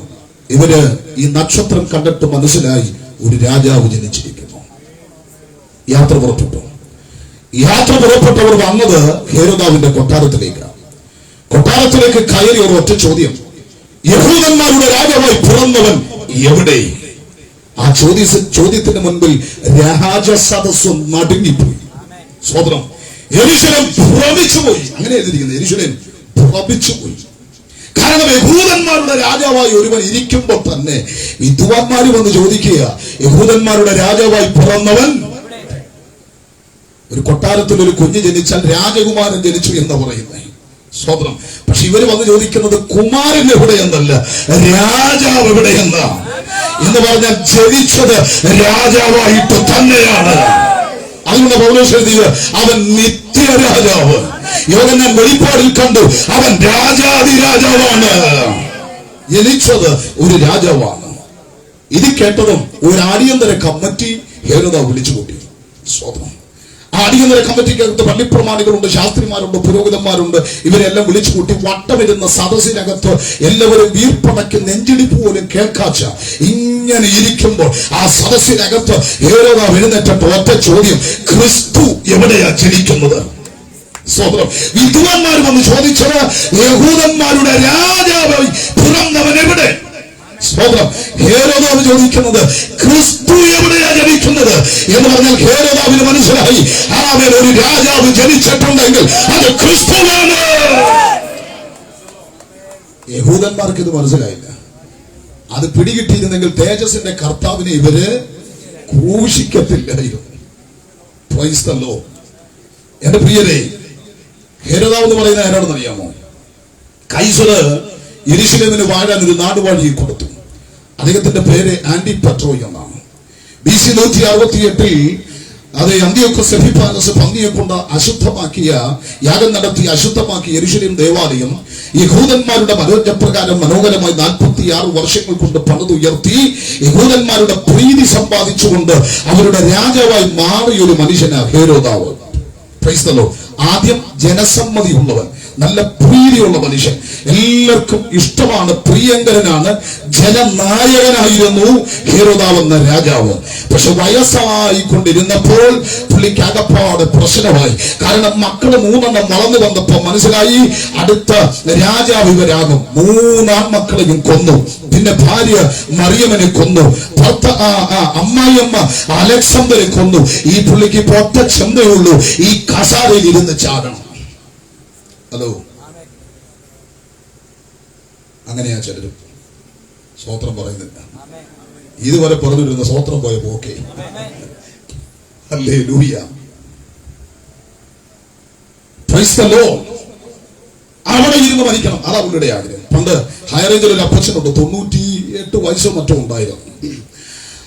വലിയപ്പന്മാരെല്ലാം കൂടെ കയറി 10,200 ഏക്കർ വെട്ടിപ്പിടിച്ച് ഒരു ജന്മിയായിരുന്നു. 98 വയസ്സായി കുഴിയിലോട്ട് കാല് നീട്ടി ഇങ്ങനെ ഇരിക്കുക, ചക്രശ്വാസം വലിച്ചു കിടക്കുക. 10 മക്കളാ. എല്ലാം അമേരിക്കയിലും UK യിലും ജർമ്മനിയിലും ഒക്കെ പോയി, എല്ലാവരും വളരെ ഹൈ ലെവലിലാണ്. പക്ഷെ മക്കൾ ഇടയ്ക്കിടയ്ക്കൊക്കെ വരും അപ്പനെ കാണാനല്ല. 1,200 ഏക്കർ ഇന്ന് വരെ വീതം വെച്ചിട്ടില്ല. സ്തോത്രം. അവിടെ നിന്നുകൊണ്ട് ഒരു ഒടുവിൽ പിള്ളേരെ വിളിച്ചിട്ട് കുടുംബ വക്കീലിനെ വിളിച്ചിട്ട് പറഞ്ഞ അപ്പനോട് പറയണം, ഇതൊക്കെ വീതം വെച്ചില്ലെങ്കിൽ ഞങ്ങൾ മക്കളെല്ലാം കൂടെ അടിയാകും. വക്കീൽ എന്ന് വല്യപ്പനോട് കാര്യം പറഞ്ഞു. അങ്ങനെ ഒന്നും കാര്യം പറയാൻ പറ്റത്തില്ല. ഒരു വിധത്തിലേക്ക് അവതരിപ്പിക്കാൻ പറ്റും, ഒരു പ്രത്യേക രീതിയാ. Price the Lord. എന്റെ പ്രിയരെ, എന്തായാലും ഈ പുള്ളി എന്നിട്ട് വല്യപ്പനോട് കാര്യങ്ങളൊക്കെ പറഞ്ഞു. ശരി, നമുക്ക് മക്കൾക്ക് വീതം വെക്കാം. ആ കിടപ്പ് കിടന്നുകൊണ്ട് 1,200 ഏക്കറിന്റെ അതിരെവിടാന്നോ അത് മൊത്തം പുള്ളി പറഞ്ഞു കൊടുത്തു. സ്വതന്ത്രം. പ്രമാണം എഴുതി. വക്കീല് പ്രമാണമായിട്ട് വല്യപ്പന്റെ അടുത്ത് വന്നു. വല്യപ്പൻ ചോദിച്ചു, എല്ലാ പ്രമാണം എഴുതിയോ? എല്ലാ പ്രമാണം എഴുതി. വല്യപ്പൻ പറഞ്ഞു, എന്നാൽ ഇനി അതിനടിക്ക് ഒരു വാക്കുകൂടെ എഴുതി ചേർക്കണം. സ്വതന്ത്രം. വക്കീല് ചോദിച്ചു, എന്നാ അപ്പച്ച എഴുതേണ്ടത്? ഈ മക്കളുടെ എല്ലാം കാലശേഷം ഇതെനിക്കാണ്. 98 വയസ്സുള്ളവൻ ചക്രശ്വാസം വലിച്ചു കിടക്കുക. അപ്പോഴും പുള്ളി പറയുന്ന മക്കളുടെ കാലശേഷം ഒന്ന് പറഞ്ഞേ, അതെനിക്കാ. ഇതുപോലുള്ളൊരു പുള്ളിയാ ഹേരോദാവ്. മനസ്സിലായി സ്വഭാവം? സ്വതന്ത്രം. പണ്ട് നല്ല മനുഷ്യരായിരുന്നു. ഇപ്പൊ വയസ്സാകും തോറും നമ്മുടെ ഭാഷയെ പറഞ്ഞ പുള്ളിക്ക് അങ്ങ് ഭയങ്കര മുഷ്കായി. എന്റെ പ്രിയനെ, ഞാൻ ഹേരോദാവിനെ കുറിച്ചാണ് പറയുന്നത്. നിങ്ങൾ എന്തിനാ മിണ്ടാതിരിക്കുന്നത്? നിങ്ങളൊരു സ്വതന്ത്രം പറഞ്ഞാത്തേ. ഹല്ലേലൂയ. പണ്ട് അച്ഛൻ വലിയ കുഴപ്പമൊന്നുമില്ലായിരുന്നു. ഞാൻ ഒരു വീട്ടിൽ ചെന്നപ്പോ അമ്മ പറഞ്ഞു, എന്റെ പൊന്നു പാസേ, പണ്ട് എന്തോരം നല്ല മനുഷ്യനായിരുന്നു. അയ്യോ, ഇത്ര നല്ലൊരു തങ്കപ്പെട്ട മനുഷ്യൻ. ഇപ്പൊ അച്ഛൻ വഴിയിലൂടെ എന്തോ പോയാലും തോട്ടി വെച്ച് പിടിച്ചുകൊണ്ട് വരും. ഇത് ഞാൻ എങ്ങനൊന്ന് പറഞ്ഞ് മനസ്സിലാക്കും? ഇത് എന്നാ പോക്ക? ഞാൻ അച്ഛനെ ഇങ്ങനെ നോക്കി അച്ഛൻ കണ്ണടച്ചാണ് ചുമ്മാ. അല്ലെങ്കിൽ ഈ ശാസ്ത്രീയമായ പഠനത്തിൽ മനസ്സിലാക്കിയിരിക്കുന്നത് സഹോദരിമാരാ ഒത്തിരി സംസാരിക്കുന്നതാണ്. സഹോദരന്മാർ ഒത്തിരി സംസാരിക്കുന്നില്ല. ഉദാഹരണം പറഞ്ഞാലേ, സഹോദരൻ അച്ഛനെ ആഹാരം കഴിച്ചുകൊണ്ടിരുന്നപ്പോ എടീ കറിക്ക് ഉപ്പില്ലല്ലോ, അച്ഛൻ അത്രേ പറഞ്ഞുള്ളൂ. അമ്മാവൻ എവിടെ നിന്ന് പറഞ്ഞു, പിന്നെ ഞാൻ കഴിച്ചപ്പോ എനിക്ക് ഉപ്പുണ്ടായിരുന്നല്ലോ, എന്റെ നാക്കിന് ഒരു കുഴപ്പമില്ല, നിങ്ങൾക്കിപ്പോ ഞാൻ എന്തോ വെച്ച് തന്നാലും ഉപ്പില്ല, എന്തെങ്കിലും കുറ്റം പറയും. കഴിഞ്ഞ ആഴ്ച എല്ലാവരും കൂടെ വന്നപ്പോ ഞാൻ നല്ല കറി വെച്ച് തന്നിട്ട് അത് മൊത്തം തിന്നിട്ട് നിങ്ങൾ എന്തെല്ലാം കുറ്റം പറഞ്ഞു. എല്ലായിടത്തൊക്കെ ചെന്നുള്ളതെല്ലാം വാരി വലിച്ച് തിന്നിട്ട് ഇപ്പൊ ഞാൻ എന്തോ വെച്ച് തന്നാലും നിങ്ങൾക്ക് കുറ്റമാണ്. അച്ഛൻ ഇത്രേ പറഞ്ഞുള്ളൂ, കറിക്ക് ഉപ്പില്ല. അമ്മാമ എത്രയോ കാര്യം പറഞ്ഞു. അയ്യോ, നിങ്ങൾ മിണ്ടുന്നില്ലല്ലോ, കൈയൊന്നും ഉയർന്നില്ല, സ്വോത്രം പറഞ്ഞിരുന്നാ മതി. ഹല്ലേലൂയ. ഞാൻ എന്റെ ദൈവത്തെ സ്തുതിക്കുകയാണ്. അപ്പൊ ഈ ഹേരോദാവ്, ഞാൻ പറയട്ടെ, ഈ ഹേരോദാവ് വല്ലാത്തൊരു പ്രകൃതമാണ്. ഈ മനുഷ്യന്റെ അടുത്ത് വന്ന ചോദിക്കുന്നത്, യഹൂദന്മാരുടെ രാജാവായി പിറന്നവൻ എവിടെ? പുള്ളി നടുങ്ങിപ്പോയി. ഹേരോദാവ് ഈ വിദ്വാൻമാരെ വിളിച്ചിട്ട് പറഞ്ഞു, നിങ്ങൾ രഹസ്യമായി നിങ്ങൾ ചെന്ന് അവൻ സൂക്ഷ്മമായി അവൻ ഇരിക്കുന്നത് എവിടെയാണെന്ന് കണ്ടുപിടിച്ച് അവന് നമസ്കരിച്ചിട്ട് വന്ന് എന്നോട് പറയണം, എനിക്കും ചെന്ന് അവനെ നമസ്കരിക്കണം. ആ പറയുന്നതിനകത്തൊരു വക്രതയുണ്ട്, അതിന്റെ പിന്നിൽ ചലിക്കുന്ന ഒരു പൈശാചികതയുണ്ട്. ജനിച്ച ക്രിസ്തുവിനെ, രക്ഷകനായി അവതരിച്ചവനെ തകർക്കാൻ പിന്നിൽ രൂപപ്പെടുന്ന ചില പൈശാചിക മണ്ഡലങ്ങൾ ഇന്ന് രാത്രി ആത്മാവിൽ ഞാനൊരു നൂല് വിളിച്ചു പറയാം. വാഗ്ദത്തമുള്ള ചിലതിനെ ഈ ദേശത്ത് ഒതുക്കിക്കളയാം. ശത്രു വെച്ച പദ്ധതിക്കകത്തു നിന്ന് അതിനെ വിടുവിച്ച് പുറത്തെടുക്കാനാ ഈ യോഗം ഈ മുറ്റത്തു നിന്നും കൊണ്ടുവന്നത്, ഈ ദേശത്തു നിന്നും കൊണ്ടുവന്നത്, ഇതിനകത്തേക്ക് ദൈവം കൊണ്ടുവന്നത്. ചിലതിനെ പിടിച്ചടക്കാനാ, ചിലതിനെ പുറത്ത് കൊണ്ടുവരാനാ. ഈ രാത്രി അംഗീകരിക്കുന്നവർ ദൈവത്തിന് സ്തോത്രം പറയാ. Praise the Lord. പ്രിയരേ, വിദ്വാൻമാർ യാത്ര പുറപ്പെട്ടവർ അവർ അവൻ നക്ഷത്രം കണ്ട് അത്യന്തം സന്തോഷിച്ചു. യാത്ര പുറപ്പെട്ടു, ശിശു ഇരിക്കുന്ന വീട്ടിലെത്തി. അവിടെ അമ്മയായ മറിയോട് കൂടെ കണ്ട് അവനെ വീണ് നമസ്കരിച്ചു. ആരെയാണ്? അവനെ വീണ് നമസ്കരിച്ചു. ഇന്ന് രാത്രി സ്നേഹിത, നമസ്കരിക്കാൻ കൊള്ളാവുന്ന ഒരു ദൈവമുണ്ടെങ്കിൽ, ആരാധിക്കാൻ കൊള്ളാവുന്ന ഒരു ദൈവമുണ്ടെങ്കിൽ അത് സാക്ഷാൽ യേശു ക്രിസ്തുവാണ്. അവർ വീണ് യേശുവിനെ നമസ്കരിച്ചു എന്ന് പറഞ്ഞാൽ ആരാധന പകത്തു കൊടുക്കാനുള്ളതല്ല, ആരാധന വീതം വെക്കാനുള്ളതല്ല. ആരാധനയ്ക്ക് യോഗ്യൻ, ആരാധിക്കാൻ യോഗ്യൻ ഒരുവൻ മാത്രമാണ്, അത് സാക്ഷാൽ യേശു ക്രിസ്തുവാണ്. Praise the Lord. അവർ നിക്ഷേപപാത്രങ്ങളെ തുറന്നു. പൊന്ന്, മോര്, കുന്തിരിക്കം മൂന്നും തുറന്നു. പൊന്ന് അവനിലെ രാജത്വത്തെ കാണിക്കുന്നു. മൂര് അത് സുഗന്ധവർഗമാണ്, അത് അവന്റെ പ്രവാചകത്വത്തെ കാണിക്കുന്നു. കുന്തിരിക്കം അവൻ പുരോഹിതൻ എന്ന് വെളിപ്പെടുത്തുകയാണ്. എന്നെ ആവേശം കൊള്ളിച്ചു. അവൻ ജാതികളിൽ നിന്ന് വന്നവർ നമസ്കരിക്കാൻ വന്നപ്പോൾ അവരുടെ അകത്ത് വെളിപ്പാട്, ഇവൻ രാജാവാണ്, ഇവൻ പുരോഹിതനാണ്, ഇവൻ പ്രവാചകനാണ്. എന്റെ വെളിപ്പാട് അവർക്ക് ലഭിച്ചത്. ഇന്ന് രാത്രി ദൈവം നിനക്ക് തന്ന ഈ ഉപകാരങ്ങളിൽ ഓർത്ത് ദൈവത്തെ ഒന്ന് സ്തുതിക്കാൻ മനസ്സുണ്ടെങ്കിൽ കാലമുയർത്തി, ശബ്ദമുയർത്തി ദൈവത്തിന് ഹല്ലേലൂയ പറയാം. ആമേൻ. പൊന്നിനും മൂരിനും കുന്തിരിക്കത്തിനും ഒരു പ്രത്യേകതയുണ്ട്. ഇത് മൂന്നും തീയിലൂടെ കടത്തിവിടുന്നതാണ്. പൊന്നും മൂരും കുന്തിരിക്കവും തീയിലൂടെ കടത്തിവിടുന്നതാണ്. പൊന്ന് തീയിലൂടെ കടത്തിവിട്ടാൽ ഉരുകി തീരുകയല്ല, കീടം മാറി, കിട്ടം മാറി പുറത്തു വരുന്നു, കിട്ടം മാറി പുറത്തു വരുന്നു. ഇന്ന് രാത്രി ദൈവജനത്തോട് ആത്മാവിൽ ഞാൻ വിളിച്ചു പറയാം, അവൻ തീക്കകത്തൂടെ നിന്നെ കടത്തിവിട്ടാൽ അവിടെ തകർന്നു പോവുകയല്ല, കീടം മാറി, കിട്ടം മാറി പുറത്തു വരികയാ. എന്ന് പറഞ്ഞാൽ ഈ തീ നിന്നെ ശുദ്ധീകരിക്കുന്നതാ, ഈ കഷ്ടത നിന്നെ ശുദ്ധീകരിക്കുന്നതാ, ഈ വേദന നിന്നെ ശുദ്ധീകരിക്കുന്നതാ. ദൈവം ആഗ്രഹിക്കുന്ന അളവിൽ നിന്നെ പണിതെടുക്കുന്നതാ. ദൈവത്തിനെ പ്രതികരിച്ചു തുടങ്ങണം കേട്ടോ. ആഗ്രഹിക്കുന്ന അളവിൽ സ്വർഗം നിന്നെ പണിതെടുക്കുന്നതാ, സ്വർഗം നിന്നെ പണിതെടുക്കുന്നതാ. ഇന്ന് രാത്രി നിന്നെ ശുദ്ധീകരിക്കുന്നതാ, നിന്നെ ശുദ്ധീകരിക്കുന്നതാ. ദൈവം ആഗ്രഹിക്കുന്ന നിലവാരത്തിൽ ദൈവം നിന്നെ ശുദ്ധീകരിച്ച് ഈ രാത്രി വേർതിരിക്കുകയാ. അതെത്ര ആത്മാവിൽ തിരിച്ചറിയുന്നുണ്ട്. അവരെ കരങ്ങൾ ഉയർത്തി ദൈവത്തിന് ഇന്ന് രാത്രി ഹല്ലേലൂയ പാടാം. എത്ര പേരുടെ രാത്രി ഇതിനകത്ത് പറയും, എനിക്ക് വന്ന കഷ്ടം എന്നെ തകർക്കുന്നതല്ല, ഈ രോഗം എന്നെ തകർക്കുന്നതല്ല, ഈ വേദന എന്നെ തകർക്കുന്നതല്ല, ഈ ബാധ്യത എന്നെ ഒടുക്കി കളയുന്നതല്ല, ഈ വെല്ലുവിളി എന്നെ ഒതുക്കുന്നതല്ല, ഇതിനകത്ത് എന്നെ ശക്തനാക്കി എന്നെ കരുത്തനാക്കി പുറത്തു കൊണ്ടുവരുന്ന ദൈവത്തിന്റെ പദ്ധതിയോ. പൗലോസിനെ കുറിച്ച് ഞാൻ ഇങ്ങനെ പറയാറുണ്ട്. റോമിലെ കാരാഗൃഹത്തിനകത്ത് പൗലോസ് അകപ്പെട്ടപ്പോൾ പിശാച് ഒരു ഭാഗത്ത് ഊറിച്ചിരിക്കുക. എന്താ ഊറിച്ചിരിക്കുന്നതെന്നറിയാമോ? ഓടി നടന്ന് പ്രസംഗിച്ചവനെ ഇരുമ്പഴിക്കകത്തൊതുക്കി. ആമേൻ. ഓടി നടന്ന് മിനിസ്ട്രി ചെയ്തവനെ ആമേൻ ഒരു കാരാഗൃഹത്തിനകത്ത് അടച്ചു. ഭൂഖണ്ഡങ്ങൾ താണ്ടി ആമേൻ സഭ സ്ഥാപിച്ചവനെ 4 ചുവരുകൾക്കകത്തൊതുക്കി. ദൈവസഭയ്ക്ക് വേണ്ടി ലേഖനങ്ങൾ എഴുതിക്കൊണ്ടവന്റെ കൈകളെ ചങ്ങലകൾ കൊണ്ട് ബന്ധിച്ചു. ഒരിക്കലും പുറത്തു വരാൻ കഴിയാത്ത വിധത്തിൽ അവൻ അകത്താളിക്കത്തിയ സുവിശേഷത്തിന്റെ ജ്വാല തല്ലിക്കെടുത്തി എന്നേക്കുമായി ഒതുക്കിയെന്ന് പിശാച് ഊറിച്ചിരിക്കുമ്പോൾ ഈ രാത്രി ദൈവജനം ഒരു മർമ്മം കേൾക്കണം.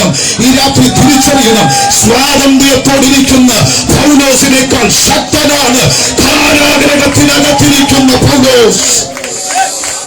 എത്ര പേർക്ക് രാത്രി മനസ്സിലാകുന്നുണ്ട്? സ്വാതന്ത്ര്യത്തോടിരിക്കുന്ന പൗലോസിനേക്കാൾ ശക്തനാണ് കാരാഗൃഹത്തിനകത്ത് കിടക്കുന്ന, ബന്ധനത്തിനകത്ത് കിടക്കുന്ന, വെല്ലുവിളിക്കകത്ത് കിടക്കുന്ന പൗലോസ്. ഈ രാത്രി നിന്റെ രോഗം, നിന്റെ ബന്ധനം നിന്നെ തകർക്കുന്നതല്ല, അതിനകത്ത് നിന്നെ ശക്തീകരിക്കുന്ന ദൈവശക്തി.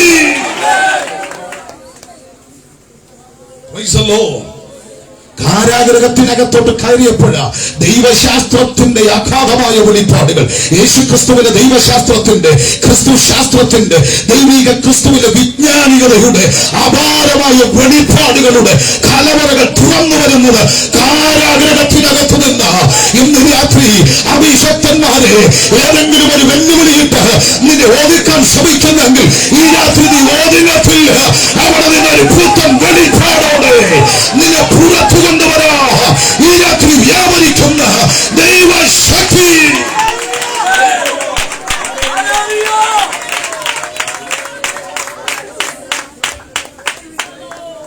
ഹല്ലേലൂയ. തീയിലൂടെ കടത്തിവിടുന്നത് കിട്ടം മാറാനാണ്. അടുത്തത് കുന്തിരിക്കമാണ്. കുന്തിരിക്കത്തിന് ഒരു പ്രത്യേകതയുണ്ട്.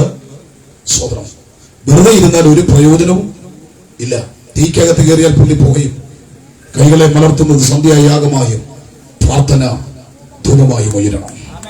തീക്കകത്ത് കയറാത്തിടത്തോളം കാലം പുകയത്തില്ല. അഭിഷേകത്തിനകത്ത് കയറാത്തിടത്തോളം കാലം സ്വതന്ത്രം പുകയത്തില്ല, വെറുതെ ഇരിക്കത്തേ ഉള്ളൂ. സ്വതന്ത്രം. ഈ വെറുതെ ഇരിക്കുന്ന കുന്തിരിക്കം ഏതാണെന്നറിയാമോ?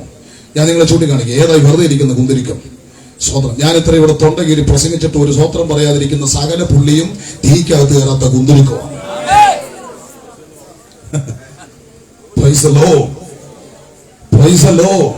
ഒരു നല്ല ഹല്ലേലൂയ പറഞ്ഞാട്ടോ. നമ്മൾ ഈ പലപ്പോഴും പറയാറുണ്ട്, ഇത് വരുന്നില്ലല്ലോ ദൈവസഭയ്ക്കകത്ത്.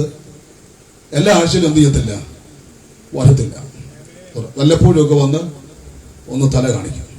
ഒരു അച്ഛൻ പറഞ്ഞ വാക്ക് ഞാൻ കട കൊടുക്കുക. നിങ്ങൾ റോഡിൽ കൂടെ പോകുമ്പോഴൊക്കെ റോഡ് സൈഡിൽ ഗ്യാസ് ഊറ്റിയിരിക്കുന്ന കണ്ടിട്ടുണ്ടല്ലോ? ഉണ്ടോ? ഗ്യാസ് ഊറ്റിയിരിക്കുന്ന കണ്ടിട്ടില്ലേ? എന്താ കാര്യം? ഗ്യാസ് ഇല്ല, അതുകൊണ്ടാ. ഇച്ചിരിയെങ്കിലും ഉണ്ടായിരുന്നെങ്കിൽ ഇത് അടുപ്പിന്റെ അടുത്ത് കണ്ടേനെ. വല്ലതും മനസ്സിലായോ? ഇല്ലാത്തത് കൊണ്ടാണ് ഈ വഴിവക്കി ഇരിക്കുന്നേ. അകത്ത് ഇച്ചിരിയെങ്കിലും അഭിഷേകം കൃപയുണ്ടെങ്കിൽ നീ സഭയ്ക്കകത്ത് കാണും, നീ സഭയ്ക്കകത്ത് കാണും, ആരാധനയ്ക്കകത്ത് കാണും. ഇല്ലെങ്കിൽ നീ കലങ്കിലോ വഴിവക്കിലോ അവിടെ ഇവിടെയൊക്കെ ആയിരിക്കും. ഇന്ന് രാത്രി നിന്നെ പിടിച്ചുകൊണ്ടുവരുന്നത് സുവിശേഷ യോഗം, നിന്നെ രൂപാന്തരപ്പെടുത്തുന്നത് സുവിശേഷ യോഗം. സ്വതന്ത്രം മനസ്സിലാകുന്നെങ്കിൽ ഒരു സ്വതന്ത്രം പറഞ്ഞോട്ടെ. ഹല്ലേലൂയ.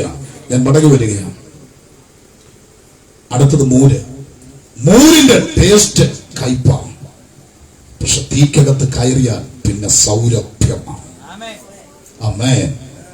ഇന്ന് രാത്രി കയ്പായി നിന്റെ ജീവിതത്തെ സുവിശേഷത്തോട് പ്രതികരിച്ചാൽ അത് സൗരഭ്യമുള്ളതായി മാറാൻ പോവുകയാണ്. ആമേൻ. സ്നേഹിത, ജീവിതം കയ്പല്ലേ? കുടുംബം തകർന്നു കിടക്കുകയല്ലേ? എത്രയോ പ്രാവശ്യം നീ ആത്മഹത്യക്ക് കൊതിച്ചു. നിന്റെ വീടിന്റെ കട്ടിലിനടിക്ക് നീ കയറ് ചുരുട്ടി വെച്ചിട്ടില്ലേ ജീവിതം അവസാനിപ്പിക്കണമെന്ന് പറഞ്ഞ്?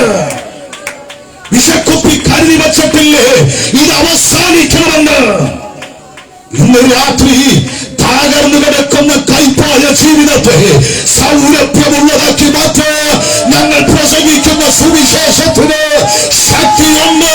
ഈ രാത്രി പ്രതികരിക്കാൻ മനസ്സുണ്ട്. ആമേൻ. മക്കൾ നിമിത്തം കയ്പനുഭവിക്കുന്നു, രോഗനിമിത്തം കയ്പനുഭവിക്കുന്നു, ബാധ്യത നിമിത്തം കയ്പനുഭവിക്കുന്നു, പാപത്തെ കയ്പ് നിറഞ്ഞ ജീവിതമാണോ? ആമേൻ. സുവിശേഷം നിന്നെ സൗരഭ്യമുള്ളതാക്കി മാറ്റും. നിന്റെ വീട്ടിനകത്ത് ശാപം കൊടികുത്തി വാഴുകയാണോ? ആൺ തലമുറയിൽ വ്യാപിച്ചുകൊണ്ടിരിക്കുന്ന ശാപക്കുരുക്കുകൾ, പെൺതലമുറയിൽ തുടർന്നുകൊണ്ടിരിക്കുന്ന ശാപക്കുരുക്കുകൾ, നിന്റെ കുടുംബത്തിനകത്ത് തലമുറയായി വ്യാപിച്ചുകൊണ്ടിരിക്കുന്ന ശാപക്കുരുക്കുകൾ, ആ ശാപത്തിന്റെ കൈപ്പിനകത്ത് വെണ്ണീരായി കൊണ്ടിരിക്കുന്ന നിന്റെ കുടുംബത്തെ സൗരഭ്യമുള്ളതാക്കി മാറ്റാൻ സുവിശേഷത്തിന് ശക്തിയുണ്ട്. ഈ രാത്രി സുവിശേഷത്തിന്, ഈ ക്രിസ്തുവിന് ഹൃദയം വിട്ടുകൊടുക്കുക. സ്വതന്ത്രം. ഒരു മനുഷ്യൻ ഓടി വന്ന് പ്രാർത്ഥിക്കാനായി ഒരിക്കൽ. അപ്പോൾ അദ്ദേഹം പറഞ്ഞത്, 6 വർഷമായി വീടിന്റെ അടിക്കാരും വീട്ടിന്റെ കട്ടിലിനക അടിയിൽ ആരും കാണാതെ ഒരു കയർ മേടിച്ച് ആമേൻ ആരും കാണാതെ ഒളിപ്പിച്ചു വച്ചിരിക്കുക, ആത്മഹത്യ ചെയ്യാൻ. പക്ഷെ തന്നെ അനുവദിക്കുന്നില്ല മരിക്കാൻ. ആരും അനുവദിക്കുന്നില്ല. ഈ രാത്രി മരണം നീ കൊതിച്ചിട്ടും നിന്നെ അത് അനുവദിക്കാതിരുന്ന ഒരു സ്നേഹം ക്രിസ്തുവിന്റെ സ്നേഹമാണ്. ഈ സുവിശേഷത്തോട് പ്രതികരിക്കാൻ മനസ്സുണ്ടെങ്കിൽ ഈ രാത്രി കൈപ്പായ നിന്റെ ജീവിതത്തെ സൗരഭ്യമുള്ളതാക്കി മാറ്റാൻ സുവിശേഷത്തിന് കഴിയും.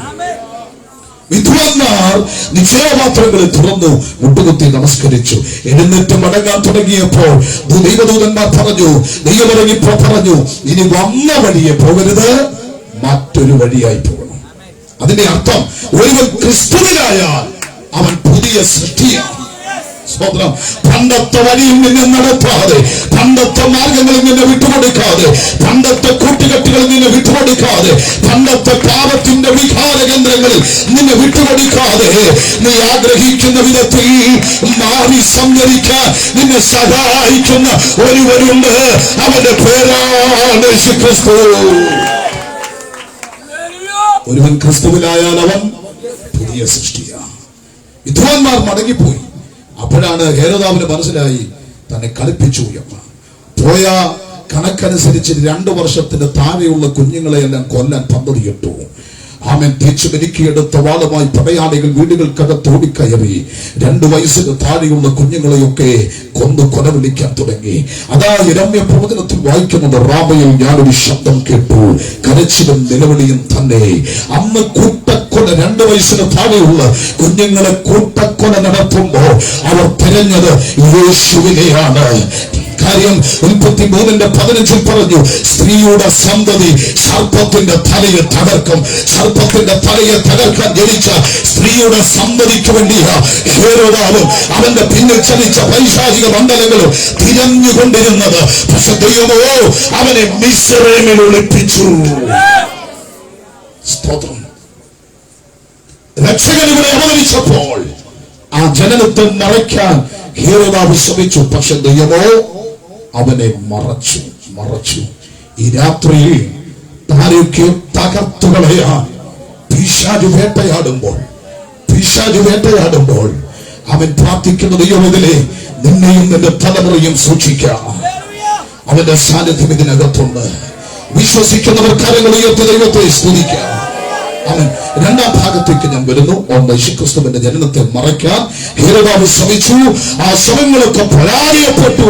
ദൈവനെ സൂക്ഷിച്ചു. ഇനി അവിടെ വിശദീകരിച്ചാൽ 2ാം ഭാഗം വിശദീകരിക്കാനുള്ള സമയമില്ലാതെ വരും. 2ാം ഭാഗത്തേക്ക് നമുക്ക് വരാം.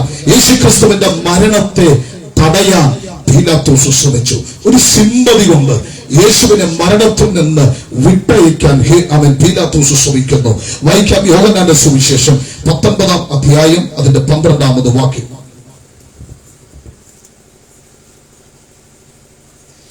ഇതു നിമിത്തം പീലാത്തോസ് അവനെ വിട്ടയപ്പാൻ ശ്രമിച്ചു.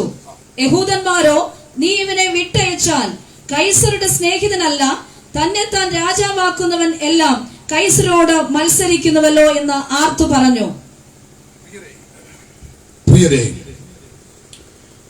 യേശുക്രിസ്തുവിന്റെ ക്രൂശീകരണ ഭാഗത്തേക്ക് ഞാൻ നിങ്ങളുടെ ശ്രദ്ധയെ തിരിക്കുകയാണ്. പീലാത്തോസ് യേശുവിനെ വിട്ടയക്കാൻ ശ്രമിക്കുന്നു. നമ്മുടെ കർത്താവായ യേശുക്രിസ്തുവിനെ ഇസ്കറിയോത്ത് യൂദായുടെ ഒറ്റിച്ചുമ്പനത്താൽ പിടിക്കപ്പെട്ടു. ആ രാത്രിയിൽ അവന്റെ കണ്ണിൽ കറുത്ത തുണി കൊണ്ട് കെട്ടി മുഖത്താഞ്ഞടിച്ചിട്ട് പറഞ്ഞു, നിന്നെ അടിച്ചതാരെന്ന് പ്രവചിക്കുക. റോമൻ നാണയത്തുട്ടുകൾ കൂട്ടിപ്പിടിച്ചു അവന്റെ മുഖത്തെ രോമങ്ങൾ വെട്ടിച്ചു പിഴുതെടുത്തു. പിഴുതെടുത്ത രോമകൂപങ്ങളിലൂടെ രക്തം പൊടിച്ചിറങ്ങുമ്പോൾ അവന്റെ മുഖത്തെ കാലുകൾ കാക്കിച്ചു തുപ്പി. തുപ്പലും രക്തവും ആ മുഖത്തുകൂടെ ഒലിച്ചിറങ്ങാൻ തുടങ്ങി. എന്റെ നാഥനോ ആ പ്രാണവേദനകൾ നമുക്ക് വേണ്ടി സഹിക്കുകയായിരുന്നു. ഇന്ന് രാത്രി ദേശത്തുള്ള ഞങ്ങളുടെ പ്രിയ സഹോദരരോട് ശ്രോതാക്കളോട് വിളിച്ചു പറയട്ടെ, അവൻ അനുഭവിച്ച പങ്കപ്പാടുകളെല്ലാം നിങ്ങൾക്കൂടെ വേണ്ടിയിട്ടാണ്. കാരണം അവൻ ജനിച്ചത് അവന് വേണ്ടിയിട്ടോ മാലാഖമാർക്ക് വേണ്ടിയിട്ടല്ല, അവൻ ജനിച്ചത് നമുക്ക് വേണ്ടിയിട്ടാണെങ്കിൽ അവൻ അനുഭവിച്ച പങ്കപ്പാടുകളെല്ലാം അത് നമുക്ക് വേണ്ടിയിട്ടാണ്. 5 കോടതികളിൽ 7 പ്രാവശ്യം യേശുവിനെ മാറി മാറി വിസ്തരിച്ചു. ഹന്നാവ്, കയ്യപ്പാവ് അന്നത്തെ മതക്കോടതി, പിന്നീട് പീലാത്തോസ്, ഹേരോദാവ് അടക്കം 5 കോടതികളിൽ 7 പ്രാവശ്യം യേശുവിനെ മാറി മാറി വിസ്തരിച്ചു. പ്രിയരെ, ഒടുവിൽ പീലാത്തോസിന്റെ മുൻപാകെ നിൽക്കുമ്പോൾ പീലാത്തോസിന് ഒറ്റ ശ്രമമേ ഉള്ളൂ, യേശുവിനെ വിട്ടയക്കണം, യേശുവിനെ വിട്ടയക്കണം. തന്റെ ഭാര്യ, അവൻ പീലാത്തോസിന്റെ ഭാര്യ അറിയിച്ചു, അവൻ നീതിമാനാണ്, അവന്റെ വിഷയത്തിൽ ഇടപെടരുത്, അവനെ വിട്ടയക്കണം. പീലാത്തോസിന്റെ ഹൃദയത്തിൽ ഒറ്റ ആഗ്രഹം, അവനെ വിട്ടയക്കണം. പക്ഷേ യേശുക്രിസ്തു വന്നത് മരിക്കാനായിട്ടാണ്. ഹല്ലേലൂയ! ജീവിക്കാനായിട്ടല്ല യേശു ജനിച്ചത് മരിക്കാനായിട്ടാണ്. ഇവിടെ ജനിച്ചവരെല്ലാം ജീവിക്കാനായിട്ടാണ് ജനിച്ചതെങ്കിൽ മരിക്കാനായി ജനിച്ചവൻ ഒരുവൻ മാത്രം, അതാണ് സാക്ഷാൽ യേശുക്രിസ്തു. സന്തോഷമുള്ളവർ ദൈവത്തിന് സ്തോത്രം പറയാം. 110 ലക്ഷം ജനങ്ങളുടെ പ്രാണനെടുത്തുകൊണ്ട് 1000 സംവത്സരം നീണ്ടു നിൽക്കുന്ന ഒരു സാമ്രാജ്യത്തിന് തുടക്കം കുറിക്കാൻ ആഗ്രഹിച്ച ഹിറ്റ്ലർ ആയുസ് മനുഷ്യചിന്തകൾക്ക് അതീതമായി സ്വപ്നം കണ്ടു. പക്ഷേ ആ മനുഷ്യൻ മരിച്ചു വീണു. Price the Lord.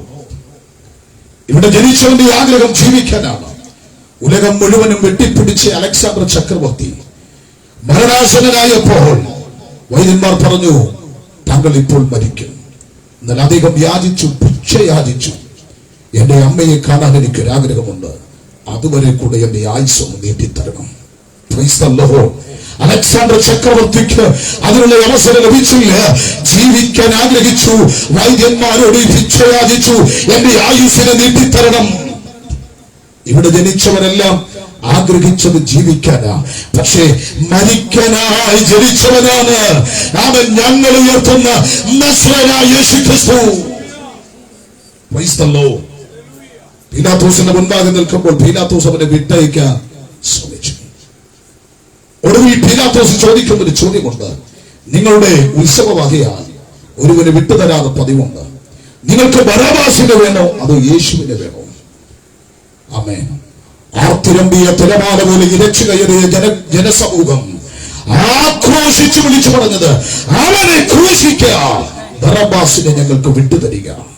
കലാപക്കാരനും കൊലപാതകനുമായ ബറബ്ബാസിന്റെ സ്വാതന്ത്ര്യത്തിന് വേണ്ടി അവർ ആഗ്രഹിച്ചപ്പോൾ നീതിമാനായ ക്രിസ്തുവിനെ ക്രൂശിക്കാനായി അവർ നിലവിളിച്ചു.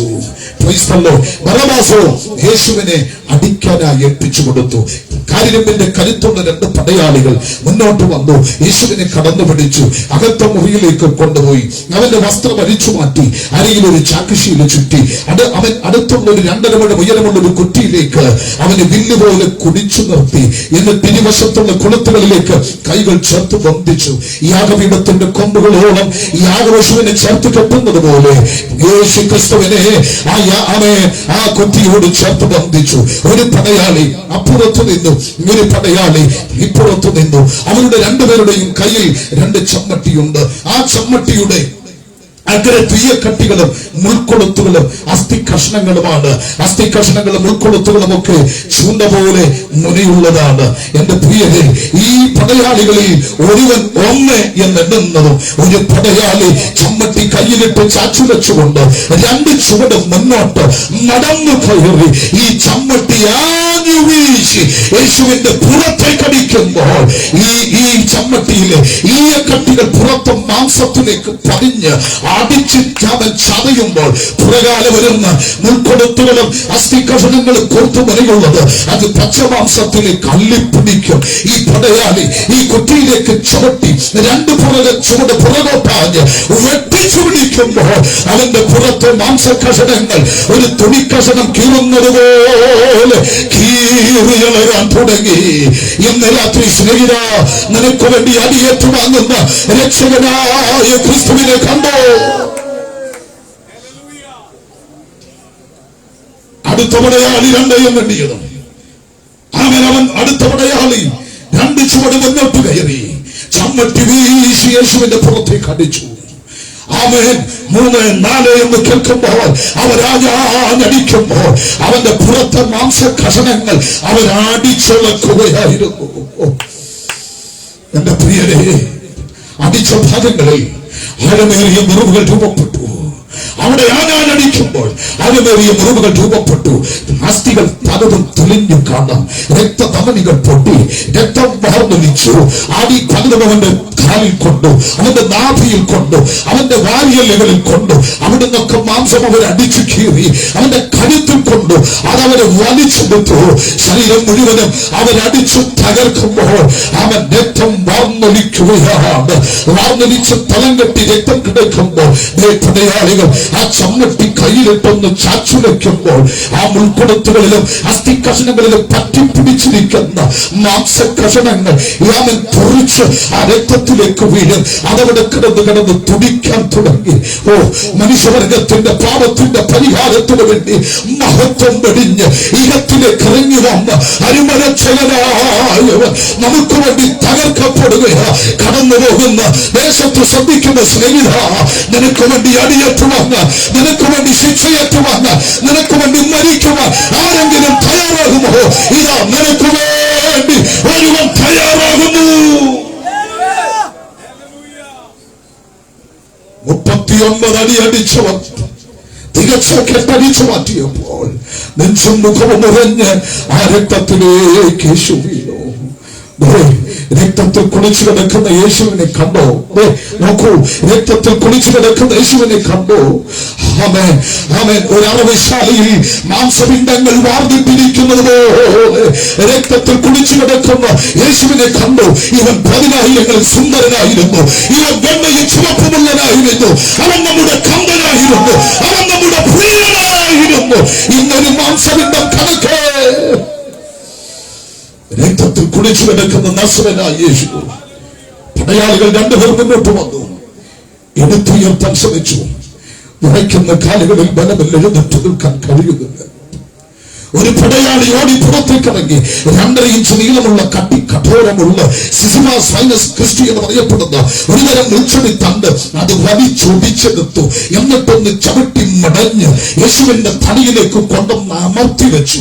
ആ മുള്ളുകൾ ആ തലയിലേക്കൊന്ന് തടഞ്ഞിരുന്നു. അത് കണ്ടതുപോലെ പടയാളി ഒരു കോൽ കൊണ്ട് ആ മൂക്കിനിടത്തിലേക്ക് അടിക്കുമ്പോൾ കട്ടിയുള്ള മുള്ളുകൾ തലയോട്ടിയെ തുളച്ച് മസ്തിഷ്കത്തിലേക്ക് തറഞ്ഞിറങ്ങുമ്പോൾ 1000 മരണത്തിന്റെ വേദന നിമിഷങ്ങൾ കൊണ്ട് എന്റെ പ്രാണനാഥൻ അനുഭവിക്കുമ്പോൾ കട്ടച്ചോര മുഖത്തുകൂടെ വാർന്നൊലിക്കുമ്പോൾ ആ മുഖത്തേക്കൊന്ന് സൂക്ഷിച്ചു നോക്കി.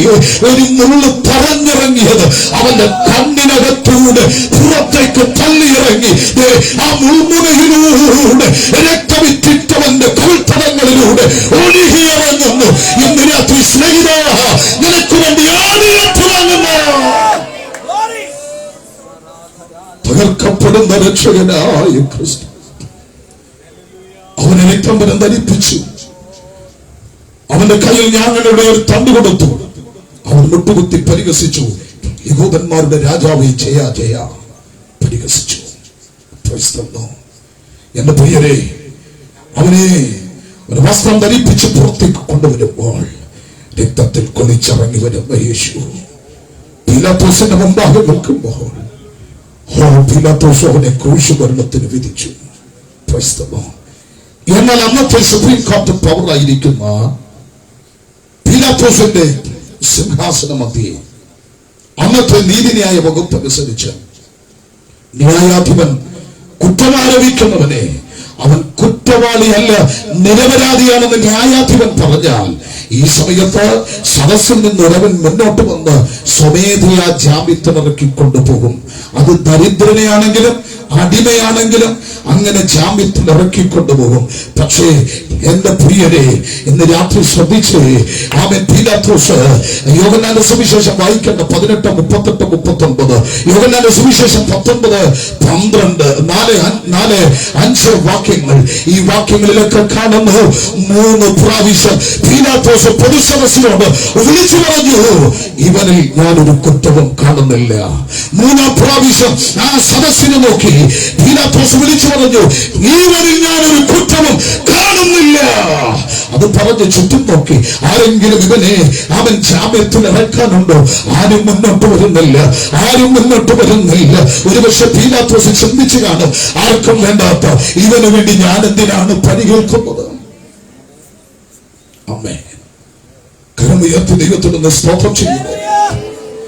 ആർക്കും വേണ്ടാത്തവനായി, ആരും സഹായിക്കാനില്ലാത്തവനായി പീലാത്തോസിന്റെ മുൻപാകെ എന്റെ യേശു നിൽക്കുന്നത് കണ്ടോ? മരിച്ച ലാസറിനെ ഉയർപ്പിച്ച ക്രിസ്തു എവിടെ? ലാസറും കുടുംബവും. യായിറോസിന്റെ മകളെ ഉയർപ്പിച്ചു, ആ കുടുംബം എവിടെ? അവനെ തൊട്ട് സൗഖ്യം പ്രാപിച്ച രക്തസ്രാവക്കാരി എവിടെ? Oh Jesus. 5 അപ്പോൾ 2 മീനും കൊണ്ട് 5000 പോഷിപ്പിച്ചപ്പോ ആ ജനം എവിടെ? ആരും മുന്നോട്ട് വന്ന് അവനെ ജാമ്യത്തിലിറക്കാൻ തയ്യാറാകുന്നില്ല. എന്റെ പ്രിയരെ, ആ വചനങ്ങൾ വായിച്ചപ്പോൾ എന്റെ ഹൃദയം പുകഞ്ഞു കേട്ടോ. ആ ചിന്തകൾ എന്റെ മനസ്സിനകത്ത് ഉടുക്കി, അവൻ ഉടക്കി, എന്റെ ഹൃദയം പുകഞ്ഞു, എന്റെ കണ്ണുകൾ നിറഞ്ഞൊഴുകി, എന്റെ മുറിക്കകത്ത് ഞാൻ ചാടി എഴുന്നേറ്റു, ദൈവത്തോട് നിലവിളിക്കാൻ തുടങ്ങി. എന്റെ ദൈവമേ, അഖിലാണ്ടത്തിന്റെ ഉടയവനെ, ഈ പ്രപഞ്ചത്തിന്റെ സൃഷ്ടാവേ, ഈ ഗാലക്സികളുടെ ഓണറായവനെ, ഈ ഭൂഖണ്ഡങ്ങളുടെ അധിപനായവനെ, സകലത്തിന്റെ ഉടയവനെ, അങ്ങാരും സഹായിക്കാനില്ലാത്തവനാ പീലാത്തോസിന്റെ മുൻപിൽ ഉണ്ടാകെ നിൽക്കുന്നു. ഒരു മൃതസ്വരം എന്റെ കാതിൽ കേട്ടു.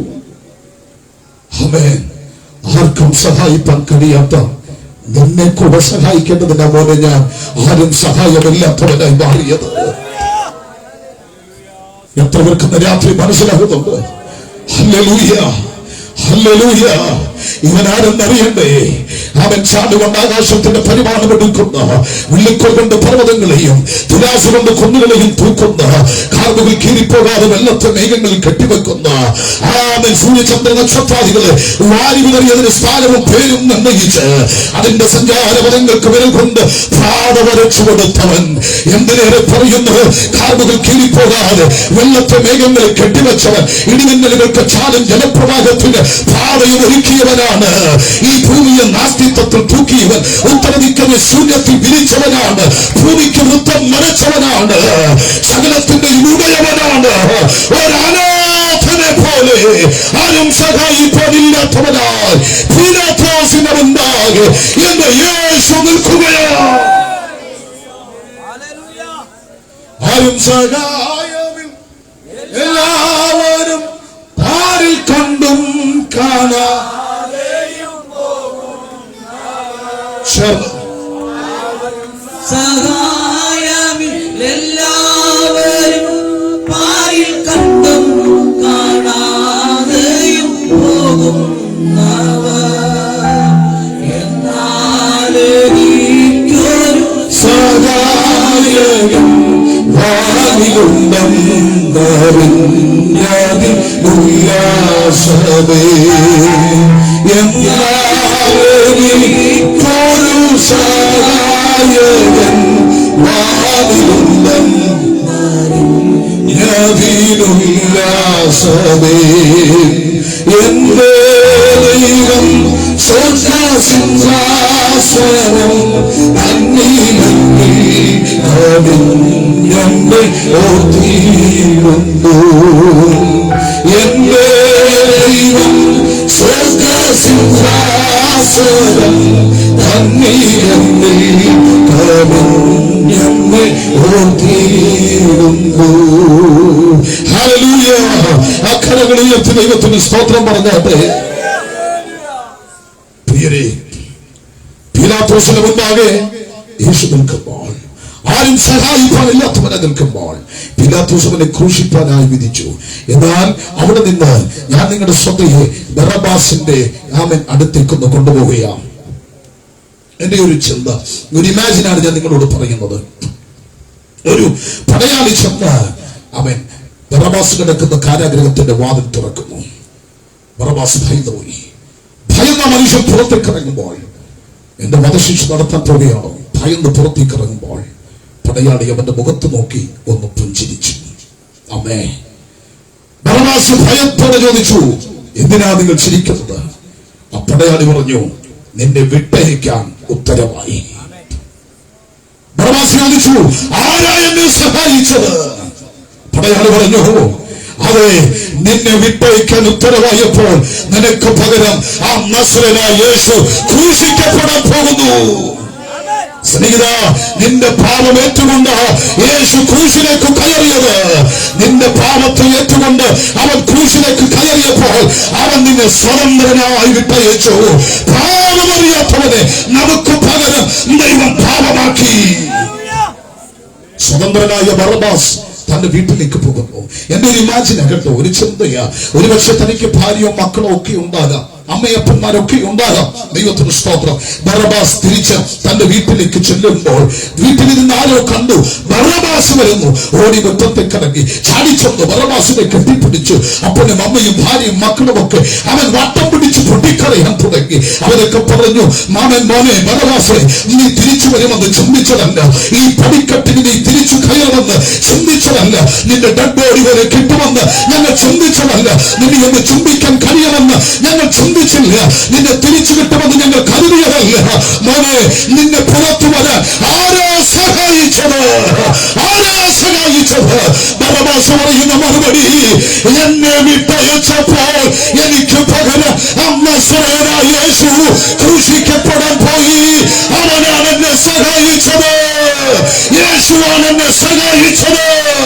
ഇന്ന് രാത്രി മതത്തിന് നിന്നെ സഹായിക്കാൻ പറ്റില്ല, മദ്യത്തിന് നിന്നെ സഹായിക്കാൻ പറ്റില്ല, സംഘടനകൾക്ക് നിന്നെ സഹായിക്കാൻ പറ്റില്ല.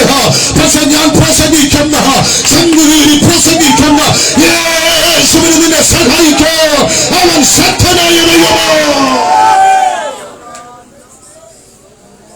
ഒരിക്കലും തിരിച്ചു വരത്തില്ലെന്ന്, ആ പടിക്കെട്ടിന് തിരിച്ചു വരത്തില്ലെന്ന്, പടിക്കെട്ടുകൾ കയറി നിന്റെ മകൻ തിരിച്ചു വരത്തില്ലെന്ന്, ഇനി ആ മകനെ ഒന്ന് ചുംബിക്കാൻ കഴിയുമെന്ന്, അവനെ മകനെ ഒന്ന് വിളിക്കാൻ കഴിയുമെന്ന് ചിന്തിക്കാതിരിക്കുന്ന സ്ഥാനത്ത്, അപ്പനെ തിരിച്ചു കിട്ടത്തില്ലെന്ന് ചിന്തിക്കുന്ന മക്കൾ, മദ്യപാന നിമിത്തം തകർന്നു കിടക്കുന്ന കുടുംബത്തിനകത്ത് അപ്പനെ തിരിച്ചു കിട്ടത്തില്ലെന്ന് ചിന്തിക്കുമ്പോൾ, അവൻ സഹോദരങ്ങൾ ഇനി ആ സഹോദരനെ തിരിച്ചു കിട്ടത്തില്ലെന്ന് ചിന്തിക്കുമ്പോൾ, ഇവിടെ ആർക്കും സഹായിക്കാൻ കഴിയാതിരിക്കുമ്പോൾ, നിയമങ്ങൾ പരാജയപ്പെട്ടു നിൽക്കുമ്പോൾ, അധികാരങ്ങൾ പരാജയപ്പെട്ടു നിൽക്കുമ്പോൾ, ഈ രാത്രി സ്നേഹിത, നിന്നെ സഹായിക്കുക, നിന്റെ മദ്യപാനത്തിൽ നിന്ന് പുറത്തു വരുക, ലഹരിയിൽ നിന്ന് പുറത്തു വരുക, ശാപത്തിൽ നിന്ന് പുറത്തു വരുക, നിന്നെ സഹായിക്കുക യേശു മതിയായ ദൈവമാണ്.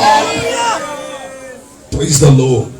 LSD-യും MDMA പോലെയുള്ള മയക്കുമരുന്നുകൾ, സിന്തറ്റിക് രൂപത്തിലുള്ള മയക്കുമരുന്നുകൾ ഇന്നത്തെ യൗവനതയെ കശാപ്പ് ചെയ്തുകൊണ്ടിരിക്കുമ്പോൾ, നിങ്ങൾക്കറിയാമോ, ഇവിടുത്തെ കോളേജ് ക്യാമ്പസുകളുടെ ഇടവഴികളും പെരുവഴികളും ഒക്കെ ഇത്തരം ലഹരി വേട്ടകൾ കൊണ്ട് നിറയപ്പെട്ടിരിക്കുമ്പോൾ, ഒത്തിരി സ്വപ്നങ്ങളുടെ പ്രതീക്ഷയോടെ നമ്മുടെ കുഞ്ഞുങ്ങളെ സ്കൂളുകളിലേക്ക് അയക്കുമ്പോൾ, പ്രതീക്ഷയുടെ കടക്ക് കത്തിവെച്ചുകൊണ്ട് അവരെ വലവീശി പിടിക്കുന്ന ലഹരി മദ്യം മാഫിയകൾ ഇന്ന് അതിന്റെ മുഴുവനത്തോടെ എഴുന്നേറ്റ് നിൽക്കുമ്പോൾ, നിന്റെ കുഞ്ഞിനെ തോടാതിരിക്കാൻ, നിന്റെ കുടുംബത്തെ തോടാതിരിക്കാൻ, നിന്നെ സൂക്ഷിക്കാൻ കഴിയുന്ന നസ്രയനായ യേശുവിന് ഈ രാത്രി വിട്ടുകൊടുക്കാൻ മനസ്സുണ്ടോ?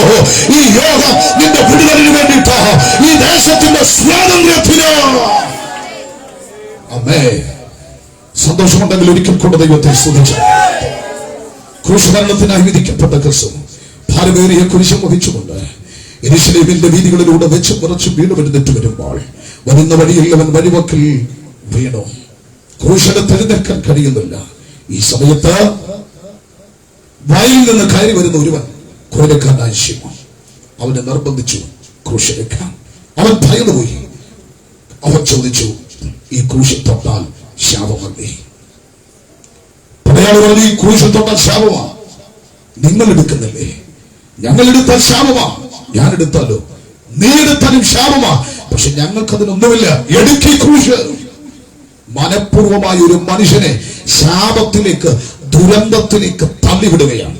ഇന്ന് രാത്രി നിന്നെ സ്നേഹിക്കുന്നവരും തോളിൽ കൈയിടുന്നവരുമൊക്കെ, ചിരിച്ചു കാണിക്കുന്നവരൊക്കെ നീ അറിയാതെ നിന്നെ ദുരന്തത്തിലേക്ക്, തകർച്ചയിലേക്ക് തള്ളിവിടുമ്പോൾ നിന്നെ ചേർത്ത് പിടിക്കാൻ കഴിയുന്ന ഒരു സ്നേഹനാഥൻ, അതാണ് നാസറേയനായ യേശു ക്രിസ്തു. ആമേൻ. എന്റെ പ്രിയരെ, നിർബന്ധം സഹിക്കവയ്യാതെ ശിമോന ക്രൂശിലെത്തു. എന്നാൽ യേശുവോ മുഴുഭാരം തന്റെ ചുവടിലേക്ക് വലിച്ചു വെച്ചു. ക്രൂശ് നിമിത്തം രക്ഷകനും ഭാവിയും തമ്മിൽ കണ്ടുമുട്ടിയ തന്റെ നിമിഷം. യേശു ആഗ്രഹിക്കുന്ന തന്നെ ആരെങ്കിലും അനുഗമിക്കാൻ ഇച്ഛിച്ചാൽ ഈ ക്രൂശിലെത്തുകൊണ്ട് തന്നെ അനുഗമിക്കട്ടെ. ശിമോൻ ആ ക്രൂശുമായി ഗോൽഗോഥായിൽ എത്തിച്ചു മടങ്ങി. ഞാൻ ആ സംഭവം അവിടെ നിർത്തി ശിമോന്റെ പുറകിലൊന്ന് പോവുകയാണ്. കുറെ വർഷങ്ങൾ നമുക്ക് മുന്നോട്ട് പോകാം. അപ്പോസ്തല പ്രവൃത്തികളിൽ വായിക്കേണ്ട സമയമില്ലാത്തതുകൊണ്ട് 13-ാം അധ്യായത്തിൽ അന്ത്യോക്യ സഭയുടെ നേതൃനിര, അതിനകത്തൊരു മനുഷ്യനിരിക്കുന്നു, ശിമോൻ. വേദശാസ്ത്രികൾ പറയുന്നു അത് ഈ പഴയ ശിമോനാണ്. Praise the Lord. ശിമോനെ വിളിച്ചിട്ട് ശിമോനെ, അന്ത്യോക്യ സഭയിലെ നേതൃനിരയിലേക്ക് എങ്ങനെ കയറി, എങ്ങനെ ഇവിടെ നിനക്ക് ആമൻ സ്ഥാനം കിട്ടി, ഈ നേതൃനിരയിൽ കയറാൻ അർഹത എന്താണ്? ശിമോൻ പറയുന്ന മറുപടി ഇങ്ങനെയാ: ഒരു യോഗ്യതയുമില്ല, ഒരു ക്വാളിഫിക്കേഷനുമില്ല. പിന്നെ ആകപ്പാടെ കിട്ടിയ ഒരു ഭാഗ്യം, ആമൻ വർഷങ്ങൾക്ക് പുറകിൽ ആ യെരൂശലേമിൽ ആമൻ ക്രൂശിന്റെ വഴിയിൽ വെച്ച് നസറേയനായ യേശുവിന്റെ ക്രൂശം എടുക്കാൻ എനിക്കൊരു അവസരം ലഭിച്ചു. ആ ക്രൂശെടുത്തത് അഭിഷക്തന്മാരുടെ നിരയിലേക്ക് ശിമോനെ കൊണ്ടെത്തിച്ചു. ശിമോനോട് ചോദിച്ചാൽ മക്കൾ രണ്ടുപേരല്ലായിരുന്നു. അത് മക്കൾ രണ്ടുപേരാ. എന്തോ ചെയ്യുന്നവര്? അവൻ രണ്ടു മക്കൾ അലക്സാണ്ടർ രൂപോസും എന്തോ ചെയ്യുന്നു? അയ്യോ, അവൻ രണ്ടുപേർ, ഒരുത്തൻ ബിഷപ്പ, ഒരുത്തൻ ഗവർണറാ. ആരാ സഹായിച്ച്? ആരും സഹായിച്ചതല്ല, യേശുവിന്റെ ക്രൂശെടുത്തു അവനെ സഹായിച്ചത്. ഓഹോ, നിർബന്ധത്താൽ ക്രൂശെടുത്തവന്റെ തലമുറ ഇത്ര അനുഗ്രഹിക്കപ്പെട്ടെങ്കിൽ, അച്ഛാ ദൈവദാസന്മാരെ, മനഃപൂർവ്വം യേശുവിന്റെ ക്രൂശെടുത്ത് നമ്മുടെ തലമുറയെ എത്രയധികം മാനിക്കോ. ദൈവം വിശ്വസ്തനാണ്. സന്തോഷമുള്ളവരെ കരമടിച്ച് ഈ രാത്രി ദൈവത്തെ ഒന്ന് സ്തുതിച്ചോട്ടെ.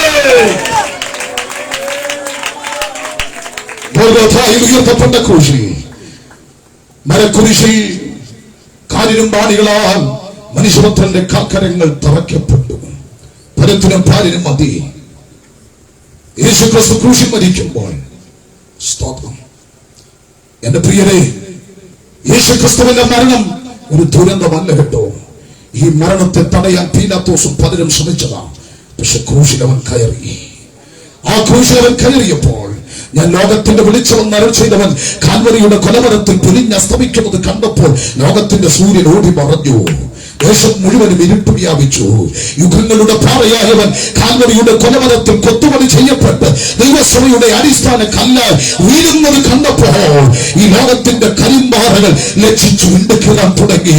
ഉണ്ടാകട്ടെ എന്ന് യോഗ്യമാക്കുകൊണ്ട് പ്രപഞ്ചത്തെ ഉളവാക്കിയവൻ കാൽവരിയിൽ തൂങ്ങപ്പെട്ടപ്പോൾ പ്രപഞ്ചം വാടിപ്പോയി. കാൽക്കരങ്ങൾ തുളയ്ക്കപ്പെട്ടത് കണ്ടപ്പോൾ, സപ്തസാഗരത്തെ കൈക്കുമ്പിളിൽ കോരിയെടുക്കുന്നവന്റെ കാൽക്കരങ്ങൾ കാൽവരിയിൽ തുളയ്ക്കപ്പെട്ടത് കണ്ടപ്പോൾ ആഴിയുടെ അടിത്തട്ടുകൾ ഇളകിമറിഞ്ഞു. അവൻ സ്വർഗത്തിൽ നിന്ന് ഇറങ്ങി വന്ന ജീവന്റെ അപ്പമായവൻ വെന്തിറങ്ങിയ ദൈവക്രോധാഗ്നിയുടെ സ്ഥലമാണ് കാൽവരിയെങ്കിൽ അവന്റെ മരണം കണ്ട് വിശുദ്ധന്മാരുടെ കല്ലറകൾ തുറക്കപ്പെടുകയാ. അസാധാരണമായ സംഭവങ്ങളിൽ അവൻ യേശുവിൻ ദേവാലയത്തിന്റെ പരിശീല മേൽതൊട്ടടിയോളം രണ്ടായി ചെന്നിരുന്ന അസാധാരണമായ സംഭവങ്ങൾ അരങ്ങേറേണ്ടതിന് യേശു ക്രിസ്തുവോ ഇതയത്തിന്റെ സോപാനത്തിലേക്ക് നടന്നു കയറിയിട്ട് അവൻ ഉച്ചൈസ്വരം പ്രഖ്യാപിച്ചു, സകലവും നിവർത്തിയായി. മനുഷ്യവർഗത്തിന്റെ പാപത്തിന് എന്തൊക്കെ ചെയ്തു തീർക്കണമായിരുന്നോ അതെല്ലാം അവൻ ക്രൂശിൽ ചെയ്തു തീർത്തു. ക്രൂശിൽ യേശു മരിച്ചു, പാപത്തിന്റെ വിമോചനം സാധ്യമാക്കി. പ്രിയ സ്നേഹിത, യേശു ക്രിസ്തുവിന്റെ മരണത്തെ തടയാൻ പീലാത്തോസിന്റെ അധികാരത്തിന് കഴിഞ്ഞില്ല. യേശു ക്രിസ്തുവിന്റെ മരണത്തെ തടയാൻ പൈശാചിക ശക്തികൾക്ക് കഴിഞ്ഞില്ല. ഒരു നിയമങ്ങൾക്കോ ഭരണകൂടങ്ങൾക്കോ ഒരു ശക്തിക്കോ ആ മരണത്തെ തടയാൻ കഴിഞ്ഞില്ല. കാരണം യേശു വന്നത് മരിക്കാനാണ്. അവൻ എന്തിനാ മരിക്കുന്നത്? പാപത്തിന്റെ ശമ്പളം മരണമാണെങ്കിൽ ആ മരണം നമുക്ക് വേണ്ടി അവൻ ഏറ്റുവാങ്ങുകയായിരുന്നു. നമുക്ക് വേണ്ടി തകർക്കപ്പെട്ടവരിലൂടെ രക്ഷ വെളിപ്പെട്ടപ്പോൾ ആ രക്ഷ സൗജന്യമാണ്. 5 നയ പൈസ ചെലവഴിക്കാതെ അവനിൽ വിശ്വസിക്കുന്ന ഏതൊരു മനുഷ്യനും വിശ്വാസത്തെ സൗജന്യമായി ആ രക്ഷ സ്വായത്തമാക്കാൻ സാധിക്കും. ഇന്ന് രാത്രി യേശുവേ, ഞാൻ ഒരു പാപിയാണ്, അങ്ങന്റെ ഹൃദയത്തിലേക്ക് വരണമേ എന്ന് ആര് പ്രാർത്ഥിക്കുമോ ആ നിമിഷത്തിൽ തന്നെ അവരെ രക്ഷിപ്പാൻ രക്ഷകനായ ക്രിസ്തു അവരിലേക്ക് ഇറങ്ങി വരുന്ന ദൈവമാണ്. അവൻ തിരിച്ചറിയുന്ന ദൈവമക്കൾ ഒരിക്കൽ കൂടെ ശബ്ദവും കരവും ഉയർത്തി ദൈവത്തിനൊരു ഹല്ലേലൂയ പറയാം.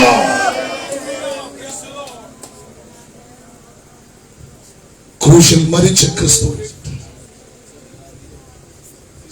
ഒടുവിൽ വിശദീകരണങ്ങൾ കൂടാതെ പറഞ്ഞ് അവസാനിപ്പിക്കട്ടെ. അരിമത്തിക്കാരനായ യോസഫിന്റെ കല്ലറയിൽ അവനെ അടക്കം ചെയ്തു. അവനെ അടക്കം ചെയ്തപ്പോൾ പുറത്ത് പഞ്ചശക്തികൾ കൈകോർത്തു. യേശു ഉയർത്തെഴുന്നേൽക്കരുത്. അതിന് കല്ലറയുടെ വാതിൽക്കൽ ഒരു കല്ലുരുട്ടി വെച്ചു, ചങ്ങല കൊണ്ട് ബന്ധിച്ചു, മീതെ മുദ്ര വെച്ചു. എന്തിനാ കല്ലുരുട്ടി വെച്ച് മുദ്ര വെച്ചത്? കനത്ത കാവലിട്ടത്. പുറത്തു നിന്നൊരു വിടുതൽ അകത്ത് കടക്കരുത്. അകത്തൊരു വിടുതൽ നടന്നാൽ പുറത്തു വരരുത്. അകവും പുറവും ഒരുപോലെ കെട്ടിയത്. പക്ഷെ 3-ാം നാൾ അത് അഴിയപ്പെട്ടു. രാത്രി എത്ര പേർക്ക് മനസ്സിലാകുന്നുണ്ട്? പുറത്തു നിന്നൊരു വിടുതൽ നിന്റെ വീട്ടിനകത്ത് കയറാൻ അനുവദിക്കാതെ, അകത്തു നിന്നൊരു വിടുതൽ നടന്ന് പുറത്തു വരാൻ അനുവദിക്കാതെ, അകവും പുറവും ഒരുപോലെ കെട്ടിയത് ഈ രാത്രി ദൈവാത്മാവ് അഴിക്കാൻ പോവുകയാണ്. യെസ്, ഇന്ന് രാത്രി ദൈവാത്മാവ് അഴിക്കുകയാണ്. ഓ, ദൈവാത്മാവ് അഴിക്കുകയാണ്. നിന്റെ ശാലയെ ബന്ധിച്ചത് ഇന്ന് രാത്രി ദൈവാത്മാവ് അഴിക്കുകയാണ്. നിന്റെ തലമുറയെ ബന്ധിച്ചത്, നിന്റെ കുടുംബത്തെ ബന്ധിച്ച കെട്ടുകൾ, ഊരാ കുടിക്കേണ്ട കെട്ടുകൾ ഇന്ന് രാത്രി പൊട്ടി മാറുകയാണ്. വിശ്വസിക്കുന്ന ദൈവമക്കൾ ഈ രാത്രി ശക്തിയോടെ ശക്തിയോടെ ശക്തിയോടെ ശക്തിയോടെ ഹാൽ ഓ റബ ശാന്തനാദിഹ അർത്ഥന ലഗൽഖലാജനാദിഹ ഒരു നന്മ വീട്ടിനകത്ത് കിടക്കാൻ അനുവദിക്കാതെ, ഒരു വിടുതൽ അകത്ത് കിടക്കാൻ അനുവദിക്കാതെ, അകവും പുറവും ഒരുപോലെ ബന്ധിച്ചത് ഇന്ന് രാത്രി അറിയപ്പെടട്ടെ. അകവും പുറവും ഒരുപോലെ ബന്ധിച്ചത് ഇന്ന് രാത്രി തകർക്കപ്പെടട്ടെ. ഒരു ഉയർപ്പ് നടന്ന് പുറത്തു വരാൻ അനുവദിക്കാതെ, ഒരു വിടുതൽ അകത്തു പോകാൻ അനുവദിക്കാതെ, അകവും പുറവും ഒരുപോലെ അടച്ചത് ഇന്ന് രാത്രി പോട്ടട്ടെ.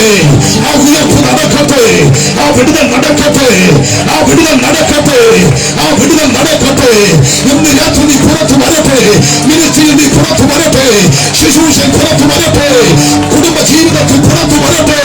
നിന്റെ തലമുറയുടെ വിദ്യാഭ്യാസത്തിൽ ഈ രാത്രി പുറത്തു വരട്ടെ.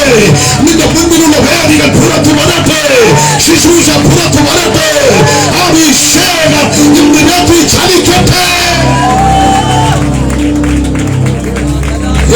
സെക്കൻഡുകൾ ശക്തിയോടെ ക്ഷീണിച്ചു പോകാതെ പെന്തക്കോസ്തിന്റെ ശക്തിയോടെ ശക്തമായി കർത്താവിനെ ഇന്ന് രാത്രി ഒന്ന് ആരാധിക്കട്ടെ. ഓ ഹല്ലേലൂയ. ദൈവാത്മാവ് നിങ്ങളെ തൊടുകയാണ്. ഇന്ന് രാത്രി അന്ധകാര ശക്തികൾ അണിയട്ടെ. ദുർഭൂത ശക്തികൾ അണിയട്ടെ. രോഗാത്മമണ്ഡലങ്ങൾ അണിയട്ടെ. യേശുവിന്റെ നാമത്തിൽ ശാല കുരുക്കുകൾ അണിയട്ടെ. ഈ രാത്രി ദൈവിക വിടുതലിനകത്ത് വ്യാപരിക്കട്ടെ. ആദിമ നൂറ്റാണ്ടിൽ വെളിപ്പെട്ട പെന്തക്കോസ്തിന്റെ ശക്തി ഈ രാത്രി അത് വ്യാപരിക്കട്ടെ.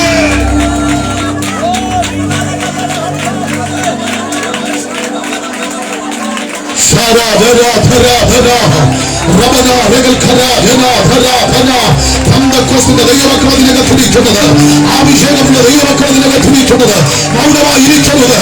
എല്ലാ കരങ്ങളും അടിച്ച്, എല്ലാ കരങ്ങളും ചേർത്തടിച്ച് ഈ രാത്രി ചില മിനിറ്റുകൾ ശക്തിയോടെ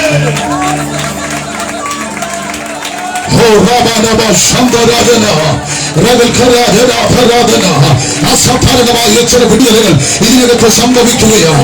ചില രോഗക്കെട്ടുകൾ ഇന്ന് രാത്രി അടിഞ്ഞു മാറുകയാണ്. ചില രോഗബന്ധനങ്ങൾ ഇന്ന് രാത്രി ഇതിനകത്ത് അടിഞ്ഞു മാറുകയാണ്.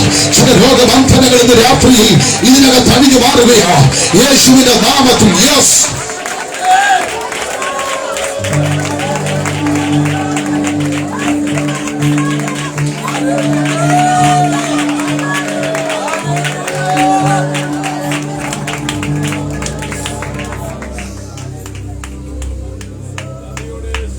ഒരു ഭാഗം പറഞ്ഞ് ഞാൻ നിർത്തും. നിങ്ങൾക്ക് വേണ്ടി പ്രാർത്ഥിക്കാം. യേശുക്രിസ്തു മരിച്ചപ്പോൾ ആരാണ് അവൻ ഉയർത്തെഴുന്നേറ്റപ്പോൾ അവന്റെ ശക്തി എന്ത് എന്ന് തെളിയിക്കപ്പെട്ടു. ആമേൻ.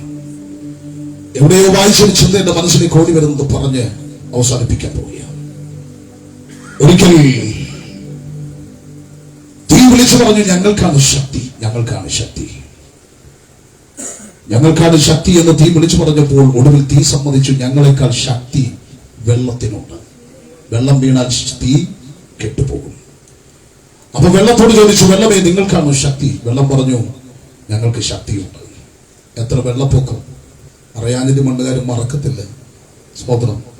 ഞങ്ങൾ ഫേസ്ബുക്കിൽ കാണാനേ പറ്റത്തുള്ളൂ. എന്ത് ചെയ്യാനാ വെച്ചാൽ സഭ മുങ്ങിക്കിടക്കുന്നത് കണ്ടതാ. ആ സഭയുടെ പൂർത്തീകരണത്തിനായി ഞാൻ ദൈവത്തെ സ്തുതിക്കുകയാണ്. 2024 അതിന്റെ ഡെഡിക്കേഷൻ നടക്കട്ടെ. ഞാൻ അങ്ങനെ വിശ്വാസത്താൽ ആശംസിച്ച് അങ്ങ് പ്രാർത്ഥിക്കുകയാണ്. പിന്നെ വെള്ളം കയറുമ്പോഴൊക്കെ ആദ്യം എടുത്ത് നോക്കുന്ന അറിയാഞ്ഞിട്ട് കൊണ്ട് സഭയെ നോക്കുന്നത്. സത്യം, ആത്മാർത്ഥമായിട്ട് ഒത്തിരി പ്രാർത്ഥിച്ചു, കണ്ണുകൾ നിറഞ്ഞു.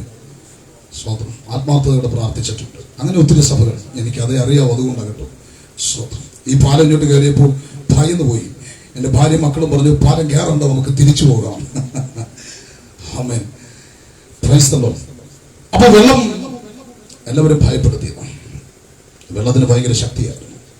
അതെ, വെള്ളം പറഞ്ഞു, പക്ഷെ ഞങ്ങളെക്കാൾ ശക്തി സൂര്യനുണ്ട്. സൂര്യപ്രകാശം വന്നാൽ ഞങ്ങൾ വറ്റിപ്പോകും. സൂര്യനോട് ചോദിച്ചു, സൂര്യ നിനക്കാണോ ശക്തി? സൂര്യൻ പറഞ്ഞു, നിങ്ങൾ എല്ലാ ഗ്രഹത്തിലും വരും, പക്ഷെ എന്റെ അടുത്ത് മാത്രം വരത്തില്ല, വന്ന വിവരമായി. സൂര്യൻ പറഞ്ഞു, ഞങ്ങൾക്കായിട്ട് ശക്തി എന്ന് ഞങ്ങൾ ചിന്തിച്ചു, പക്ഷെ ഒഴുകി നടക്കുന്ന ഈ കാർമേഘ പടലം കണ്ടോ, അത് ഞങ്ങളെ മറച്ചാൽ പിന്നെ ഞങ്ങൾക്ക് സ്വതന്ത്രം. അപ്പോൾ കാർമേഘ പടലങ്ങളോട് ചോദിച്ചു, കാർമേഘ പടലമേ നിങ്ങൾക്കാണോ ശക്തി? കാർമേഘ പടലങ്ങൾ പറഞ്ഞു, ഞങ്ങൾ ആരെയും ഏത് പ്രകാശത്തെയും മറയ്ക്കും, പക്ഷെ ഞങ്ങളെ പറപ്പിച്ചു കളയാൻ കാറ്റിന് കഴിയും. കാറ്റിനാണ് ശക്തി. കാറ്റിനോട് ചോദിച്ചു, കാറ്റേ നിങ്ങൾക്കാണോ ശക്തി? കാറ്റ് പറഞ്ഞു, ഞങ്ങൾക്ക് ശക്തി ഉണ്ടായിരുന്നു, പക്ഷെ പർവ്വതങ്ങളും കുന്നുകളും കണ്ടോ, അവ ഞങ്ങളെ അടിച്ചു ചിതറിക്കും. പർവ്വതങ്ങളോട് കുന്നുകളോട് ചോദിച്ചു, നിങ്ങൾക്കാണോ ശക്തി? പർവ്വതങ്ങൾ പറഞ്ഞു, ഏത് കാറ്റിനെയും തിരിച്ച് കാലാവസ്ഥയ്ക്ക് വ്യതിയാനം കൊണ്ടുവരാൻ ഞങ്ങൾക്ക് കഴിയുമായിരുന്നു, ഞങ്ങൾ ശക്തരായിരുന്നു, പക്ഷെ മനുഷ്യനെ കൊണ്ടോ, അവന്റെ ടെക്നോളജികൾ കൊണ്ട് ഞങ്ങൾ ഇടിച്ചു നിരത്തുകയാണ്. മനുഷ്യനാ ശക്തി. മനുഷ്യനോട് ചോദിച്ചു, മനുഷ്യ നിനക്കാണോ ശക്തി? നെഞ്ചുവിരിച്ച അഹങ്കാരത്തുള്ള മനുഷ്യൻ പറഞ്ഞു, ഞങ്ങൾക്കായിരുന്നു ശക്തി, പക്ഷേ ഞങ്ങളൊരു സത്യം തിരിച്ചറിഞ്ഞു, ഞങ്ങൾ കീഴ്പ്പെടുത്താൻ ഒരു ശക്തന് കഴിയും, അത് മരണമാണ്. മരണത്തോട് ചോദിച്ചു, മരണമേ നിങ്ങൾക്കാണോ ശക്തി? മരണം പറഞ്ഞു, ഞങ്ങൾ പുൽകിയാൽ തീരാത്തതാരാ? ഞങ്ങൾ വാരിപ്പുണർന്നവർ, ഞങ്ങൾ ചുംബിച്ചവരൊക്കെ അവസാനിച്ചിട്ടുണ്ട്. നിങ്ങൾ നോക്കൂ, ആധുനിക വൈദ്യശാസ്ത്രത്തിന്റെ പിതാവ് ഹിപ്പോക്രൈറ്റ്സ് തീർന്നില്ലേ? അതേ, ലോക താത്വിക തറവാട്ടിലെ മഹാചാര്യന്മാരെന്ന് അറിയപ്പെടുന്ന അരിസ്റ്റോട്ടിലും പ്ലേറ്റോയും സോക്രട്ടീസും തീർന്നില്ലേ? ഇന്ത്യയുടെ വന്ധ്യവയോധികൻ ലാലാ ലജ്പത് റായ് തീർന്നില്ലേ? ഇന്ത്യയുടെ ഉരുക്ക് മനുഷ്യൻ സർദാർ വല്ലഭായ് പട്ടേൽ അദ്ദേഹം അവസാനിച്ചില്ലേ? അങ്ങനെ ഇന്ത്യയുടെ വാനമ്പാടി തീർന്നില്ലേ? ഞങ്ങൾ ചുംബിച്ചവർ, ഞങ്ങൾ വാരി പുണർന്നവരൊക്കെ ഇവിടെ അവസാനിച്ചിട്ടുണ്ട്, അവരൊക്കെ ഇവിടെ തീർന്നിട്ടുണ്ട്. പക്ഷേ ആ ഒരു ചിന്തയിൽ 2000 പല വർഷങ്ങൾക്ക് പുറകിൽ ഞങ്ങൾ ഒരുവനെ ചുംബിച്ചു, ഒരുവനെ വാരിപ്പുണർന്നു. കാൽവറിയുടെ കൊലമരത്തിൽ വെച്ച് അവന്റെ മരണം ഞങ്ങൾ ഉറപ്പുവരുത്തി. അരമത്തിക്കന്ന യോസഫിന്റെ കല്ലറയിൽ ഞങ്ങൾ അവനെ അടക്കം ചെയ്തു, ഞങ്ങൾ അവനെതിരെ കാവലിട്ടു.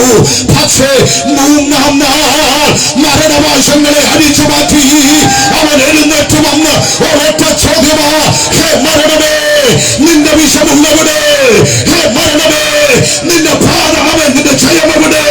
മരണത്തിന്റെയും പാതാളത്തിന്റെയും താക്കോൽ എന്റെ കൈവശമുണ്ട് എന്ന് പറഞ്ഞുകൊണ്ട് ഞങ്ങളുടെ ജയമെടുത്ത് ഒരുവനേ ഉള്ളൂ, അവന്റെ പേരാണ് നസ്രേനായ യേശു ക്രിസ്തു.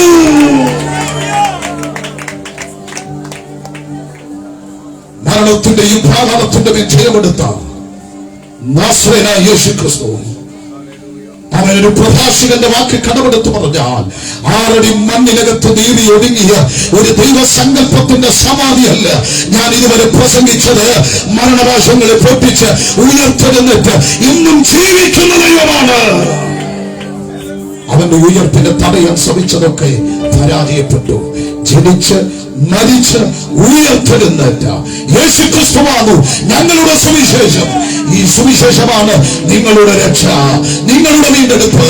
ഇന്ന് രാത്രി എല്ലാ കണ്ണുകളും അടയ്ക്കാം, ഒരു നിമിഷം ദൈവകരങ്ങളിലേക്ക് എത്തിക്കാം. സ്നേഹിത, ഈ രാത്രിയിൽ സമാധാനം ആഗ്രഹിക്കുന്നു, യേശുവിലുണ്ട്. രക്ഷ ആഗ്രഹിക്കുന്നു, യേശുവിലുണ്ട്. എല്ലാം തികച്ചും സൗജന്യമാണ്. നിനക്ക് വേണ്ടി തകർക്കപ്പെട്ട, നിനക്ക് വേണ്ടി മരിച്ചുയർത്തെഴുന്നേറ്റ ആ കർത്താവ് ഇന്ന് ജീവിക്കുന്നു. വിശ്വസിക്കുന്ന നിന്റെ പാപത്തിന്റെ കറയെ കഴുകിക്കളഞ്ഞ് നിന്നെ വീണ്ടെടുപ്പാൻ അവൻ ശക്തനായ ദൈവമാണ്. എല്ലാവർക്കും അതാത് സ്ഥാനത്ത് വന്നെഴുന്നേൽക്കാം. നമ്മൾ ഒരുമിച്ച് പ്രാർത്ഥിക്കാൻ പോവുക. ഈ സമയം ഈ പന്തൽ വിട്ടു പോകാനല്ല, ആത്മാർത്ഥതയുടെ പ്രിയപ്പെട്ടവർ എന്നോട് ചേർന്ന് പ്രാർത്ഥിക്കണം. പ്രിയപ്പെട്ട സ്നേഹിതരെ, സഹോദരരെ, ശ്രോതാക്കളെ, ആരെങ്കിലും ഇന്ന് രാത്രി യേശുവിനെ സ്വന്തം രക്ഷിതാവായി സ്വീകരിക്കാൻ മനസ്സുണ്ടെങ്കിൽ, യേശുവെ രക്ഷക, അങ്ങനെ ജീവിതത്തിലേക്കൊന്ന് വരണമേ, ഞാനൊരു പാപിയായ മനുഷ്യനാണ്, അങ്ങനെ രക്ഷിക്കണമേ. അറിയാവുന്ന വാക്കുകളിൽ ഒരു വാക്ക് പ്രാർത്ഥിച്ച് സമർപ്പിക്കുമോ? ഞങ്ങൾ നിങ്ങൾക്ക് വേണ്ടി പ്രാർത്ഥിക്കും. ഇന്ന് രാത്രി ഇതിനകത്തിരിക്കുന്ന ആരെങ്കിലും എനിക്ക് വേണ്ടി പ്രാർത്ഥിക്കണം, എനിക്കൊരു വിടുതൽ ആവശ്യമാണ് ആഗ്രഹിക്കുന്നവർ തങ്ങളുടെ കരങ്ങൾ ഉയർത്തിയാൽ ഞാൻ നിങ്ങൾക്ക് വേണ്ടി പ്രാർത്ഥിക്കും. അവൻ ആഗ്രഹിക്കുന്ന നിങ്ങൾ കരങ്ങൾ ഉയർത്താമോ? ഞാൻ നിങ്ങൾക്ക് വേണ്ടി പ്രാർത്ഥിക്കും. ഈ രാത്രി ഒരു വിടുതൽ നമ്മുടെ മേൽ വ്യാപരിക്കാൻ പോവുകയാണ്. സ്വർഗം നമ്മെ ശക്തീകരിക്കാൻ പോവുകയാണ്. രോഗഘട്ടുകൾ ഇന്ന് രാത്രി അണിയുമാറട്ടെ. ഇതുവരെ രക്ഷകനായ ക്രിസ്തുവിലേക്ക് പൂർണ്ണമായി എടുക്കാൻ കഴിഞ്ഞില്ലെങ്കിൽ ഒരു സുവർണാവസരം കർത്താവ് നിനക്ക് വേണ്ടി ഒരുക്കുകയാണ്. നാളെ ഒരു അവസരം ലഭിച്ചെന്ന് വരത്തില്ല. ഇത് ശരിയാണ് സുവർണാവസരം. ഈ രാത്രി പ്രയോജനപ്പെടുത്ത്. ക്രിസ്തുവിനായി സമർപ്പിക്ക്. കർത്താവ് എന്നെ രക്ഷിക്കും, സഹായിക്കും, എന്നെ സൗഖ്യമാക്കും എന്ന് ഉറപ്പുള്ളവരെ കരങ്ങൾ ചേർത്തടിച്ച് ഈ രാത്രി ദൈവത്തെ സ്തുതിക്കാം.